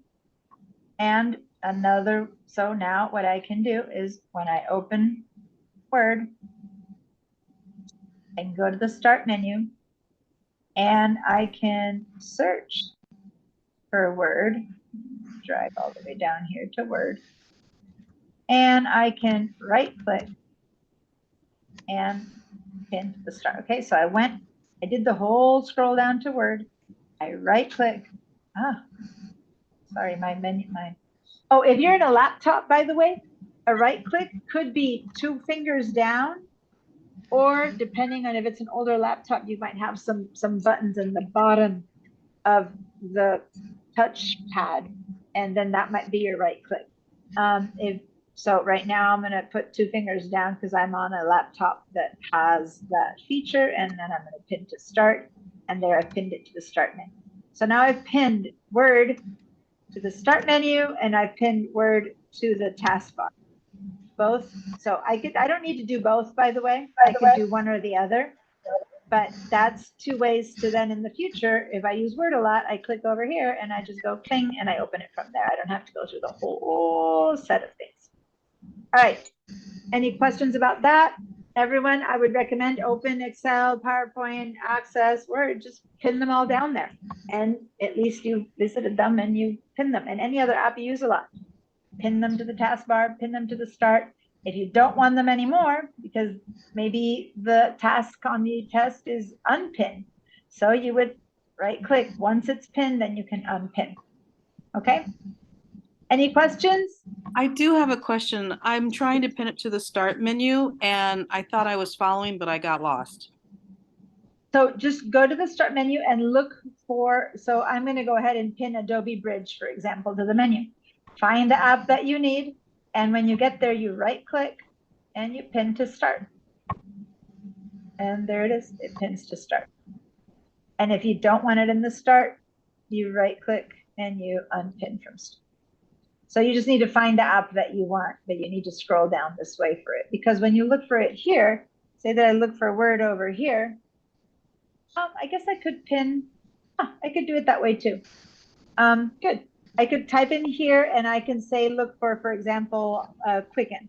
I'm going to write quick and QuickBooks. So say that, I guess they don't have it here. They have QuickBooks. Let's find something that they do have. Here, the Quick Assist. Say that this is what I was looking for. I can go over here and pin it to the start or pin it to the taskbar right here from the start menu. I could also uninstall it. There's so much stuff I can do here from the start menu. I don't want to uninstall something, right? But here I could pin it to the start. What does that mean? I just clicked on pin to start right there. That means that the next time I go to my start menu, there's my Quick Assist. But I didn't want it there, so I'm right click and I'm going to pin to start. When I'm doing 2 fingers to right click, I just end up selecting it and it opens up the thing. 2 fingers at the same time, like deep. It's like boom, really heavy on them. This is the Mac thing, you guys. two, but they need to go in at the same time. Otherwise, if you kind of don't go real at the same time, then it ends up being kind of like one after the other, and it's not really. And then it's a selection. So make sure to put two fingers down, kind of at the same time, to do your right click.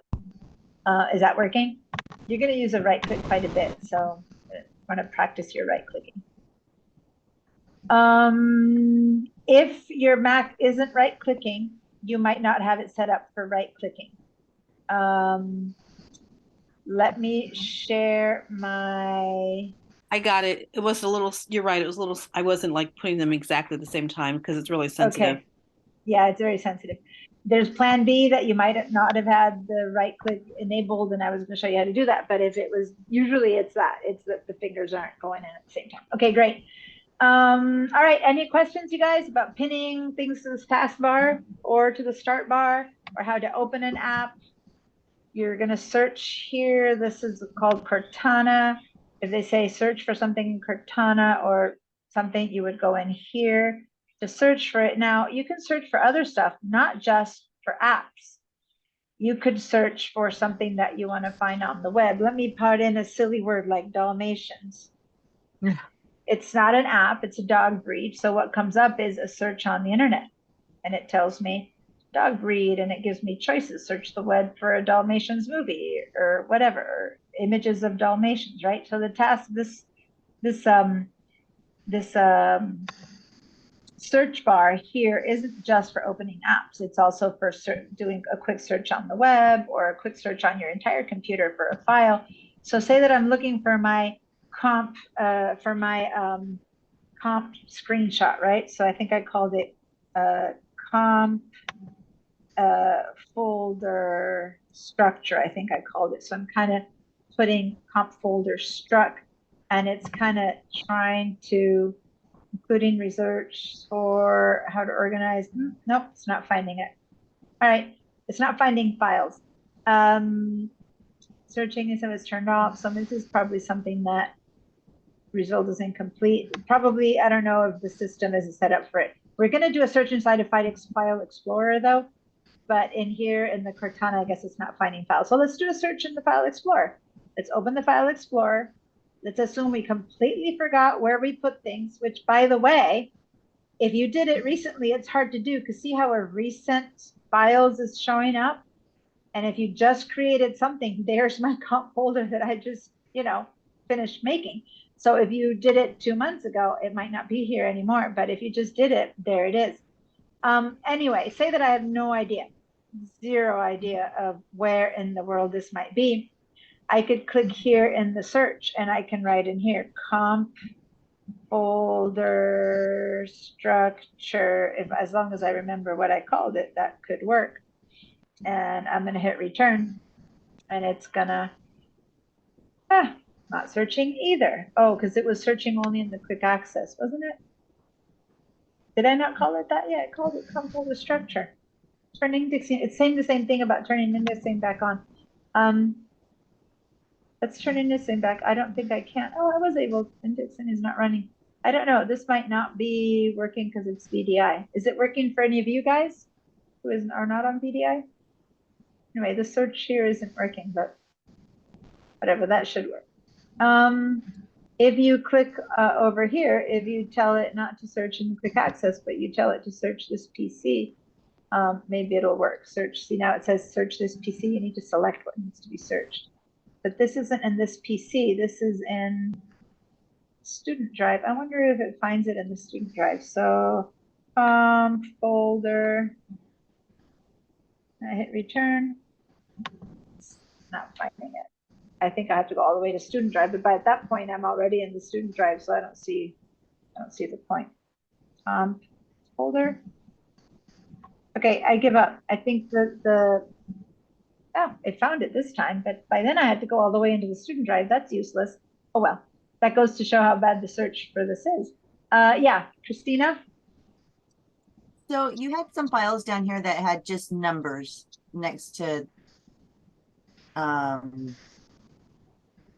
think it had like maybe comp or something. Oh yeah, okay. But I was curious, is that only because you didn't put a name to the file? I'm trying to find out what you mean that had only numbers. It was back one Um, more, I think. Like There. that? Okay. Yeah, this is something that I accessed at some point. This is a zipped file. A zipped file is anyway, it's a long story, but this is a zipped file, which is meaning that it's in one file that is compressing, holding a bunch of files.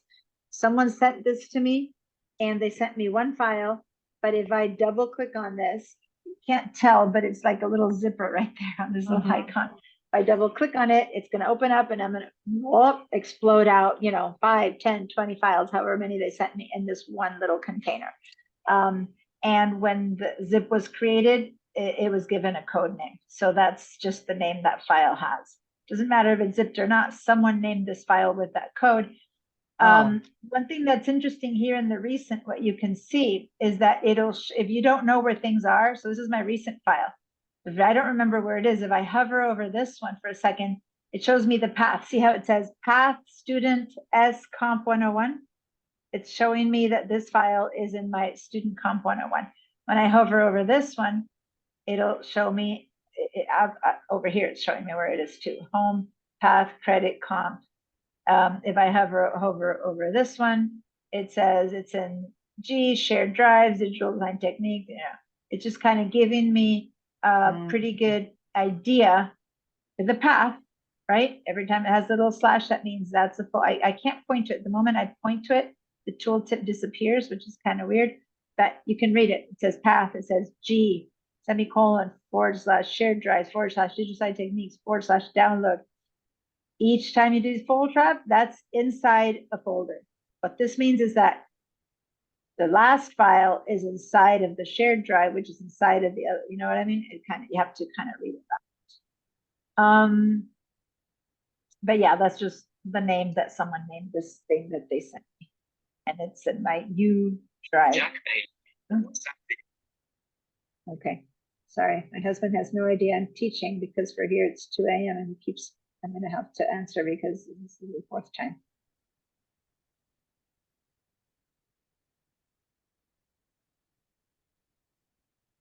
Okay, there, enough. He's like, I don't think he understands what I'm doing here on the other side of the world. He's back in Santa Barbara. All right. Okay, so that's the file explorer. There's much more to it, but that's a lot of the basics of how to make it work. How to get inside of files. We're going to be saving directly into folders and stuff like that. So once you know where things are, part of the knowing how to use Windows is that if you create a file, say that I create a file here in Word that I just opened here because it's easy. So this is created a file. I just created this file. Once I go save it, again, I'm not teaching you Word right now, but once I go save it, I can go ahead and save it exactly where I want to save it. I'll go over here to browse, or I can go to this PC. I'm just going to go browse. And I can go find my student folder, my comp 101, double click, Word, double click, module 1, double click there. And I'm going to say save. So I know that. Why? Because I've been using all of the structure that I just created. And now when I go into my file explorer, and I go into my comp 101, and then I go open Word, and I open module 1, there's my file that I just created, a file nicely, neatly stored, and it's created a file, is in module 1, which is inside of Word, which is inside of comp 101, which is my student drive, which is in this PC. Does that make sense? That's my path for this file. Got it? I Any have a questions? question. Yes, Marisela? Oh yeah, we can do the same for Windows, right? The same steps. This is Windows. This is Windows. Yeah. Oh, okay, good. Yeah. This is Windows. This is a Windows window, and it's a file explorer. Whenever I talk about a Mac, I'm talking to Susan so that she can kind of see the differences. But for the rest of you guys, you're all on Windows computers, and I am demonstrating this on a Windows computer. So we're learning Windows 10, which is the first part of Comp 101 is to teach you Windows 10. This is identical in Windows 11. Any of you guys who have Windows 11, it's just the menu looks a little bit fancier, but other than that, the File Explorer, all of that works the same. They just designed it a little bit different. There's not many changes. All right. To start with, let me head over here to the end, to this part of the taskbar on the right side where you have all this information. There's one cool thing way on the far side. This little guy right there says notifications. You might have a little 1 or a 2 or something in there if you have anything. I'm going to click on that. And this gives you access to, if you have any notifications, which you may not have, but to other things here, to all the settings, to the network, to different stuff. And if there's more things that you need in here, you can even click here and expand. And then you can connect, you can do another, this is it. This is another place where you can get your snip tool to get a screenshot. So I'm just showing you this because it's another kind of cute little place where you can just click in there to get that. And then the snipping tool appears and then you do a little screenshot and get it. Just showing you, it's this final little icon there that opens this window. If you expand it or collapse it. Can you do the snip thing again? I missed that. Yeah, so I'm going to click on the snip and then say that I want to do a snip of this part. I can decide that I want to click, make a rectangular snip, and then I'm just going to do a little screenshot of this recycle. Boom, I let go, and there we go. That's the snip. And, thank you. You know, just so. All right, it stays in your clipboard, I think, and then you can paste it into something. All right, Edge is the browser that comes with the Microsoft, with Windows. It is, if you have an older version of this, it was still bringing the Internet Explorer. Definitely, if you have that, that means you have a very old version of Windows. Windows 10 comes with Edge. We cannot use Edge for this class for Cengage. It doesn't work well with Cengage. I forgot today when I was showing the trainings, I forgot to tell people to enable their pop-ups. I'm just noticing I need to put that in my list to start next week because I got caught in the fact that many of you couldn't get into Cengage. For those who could get into Cengage, you have to enable the pop-ups anyway. Anyway, the whole point is that the reason you can't use Edge is because you can't enable the pop-ups correctly in order to use the trainings and the exams, and things might fail in the middle of your exam and stuff like that. The moment I said that, I remember that I didn't show you guys how to do that, so I'll have to show you next week. All right, and then they put all these things are set in there by them, and you might never ever use this, in which case you're welcome to right click and unpin it, right? But if you think you're going to want it, keep it there. It's your choice what you leave in here. By the time you're done, hopefully you end up having things that are useful to you instead of just a bunch of stuff that you don't use. And as long as it's open, it'll still sit there. If not, it won't. I'm going to click on this little start button. There's a lot of things happen from this little Windows icon, they call it. It's Windows icon key. You go to this little guy. Not only do you turn off, like the first thing that we found that we were shown was power to shut down. When you go over to power, you don't close straight from here. You have to click on power, and then you get choices to shut down or to restart. So it's all kind of inside and inside, but I'm not going to do that. The most important thing is this is where the settings are. And you can get to settings from here. You can get to settings here from searching settings. And then you get to the settings right there. Or I already showed you how over here you can get to settings as well, all settings. There's a lot of different places you can get to settings from. You can also, can you do a right click on settings? No, you can only get to display settings, not to the general settings. Okay. So what do we do with settings? I'm going to click on settings now, and there's a whole bunch of stuff. This is where you would handle your computer and everything that's happening. And so this might be in the display, for example, how to change your screen resolution, which was one of the things that you're going to be taught to do, how to connect your Bluetooth, change your network, install and install apps, a bunch of stuff, change your account. it was here in the accounts is that they showed us how to put a different image. So you click in here, and you can go over here and you can change your picture. Remember, I kind of did that little thing in the training. So here I am, I can look for the picture to get, or I can take a picture of myself. I can click on this and I can just stare at the screen and yay, you know, DMV wants to use your camera. Okay, I'm going to say allow. And I hate it. Look at my thing and say, hey, and take a picture right here. And there you go. And I can use that photo. Right, I'm going to stop that because I don't necessarily want to do that, but that's how you would do that. Or you could bring in a photo of your own. But there's so much stuff you can do here. It's not letting me.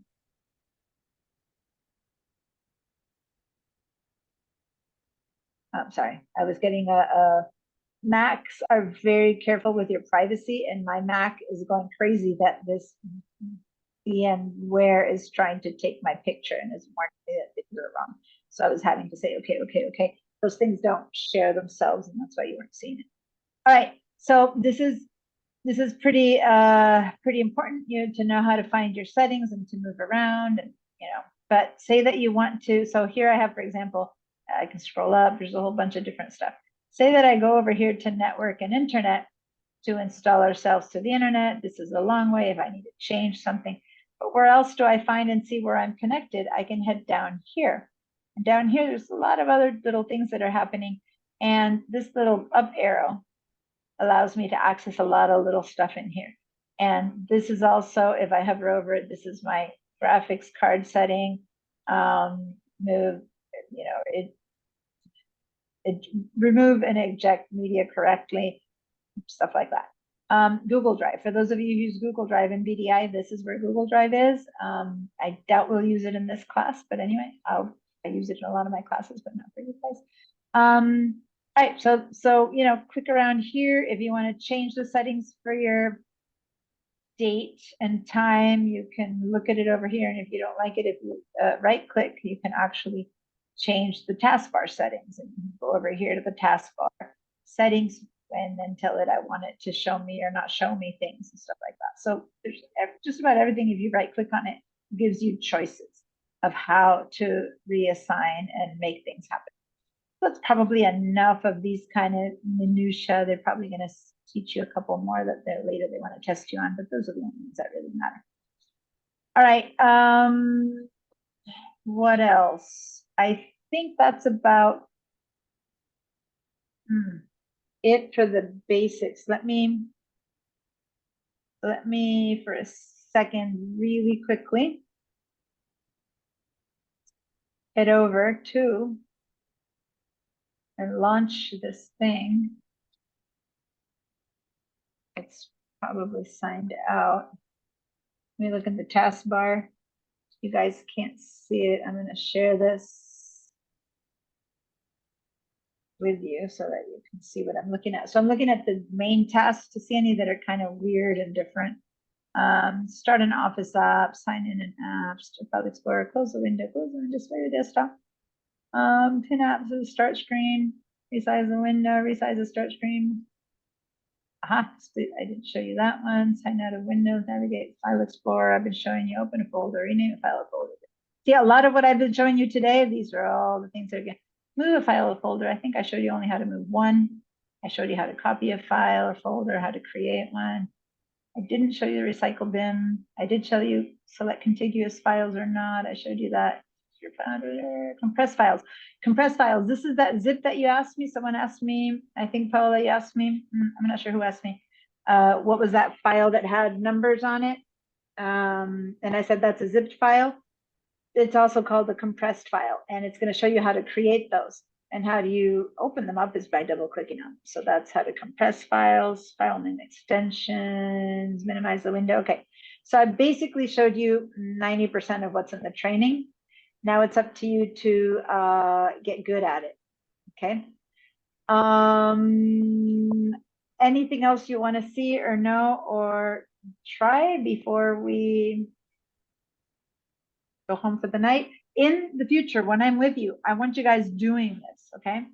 And hopefully, it's not just me talking at you, it's you guys doing and getting really good at it. But you know, me being here, it's an exception. Anything else for now? All good? Okay. Thanks, Liliana. Yeah, I'm saying it wrong. When I see you, I'll be, of course, I'll see you. I'll see you in Santa Barbara. I'll meet you guys in person, as hopefully there's no big storms or anything, because I also hate flying. Someone mentioned that at the beginning, me too. And it's a long flight. So I will get back to you about the trainings. Meanwhile, open up Windows and do the kind of things I just showed you, like play around with everything I showed you, do it yourselves. Replay this video if you want to retry some of the things I did. The video will be up by tomorrow morning. And because basically, as you saw, this is about what the training is going to show you. They're going to show you a few other things, but what was the question? The Cengage, yeah, I need to check in. Thing. I need to figure out how to get you guys to log into Cengage. But what I'm saying is a lot of what that training is going to show you in a different way. I just showed it to you today.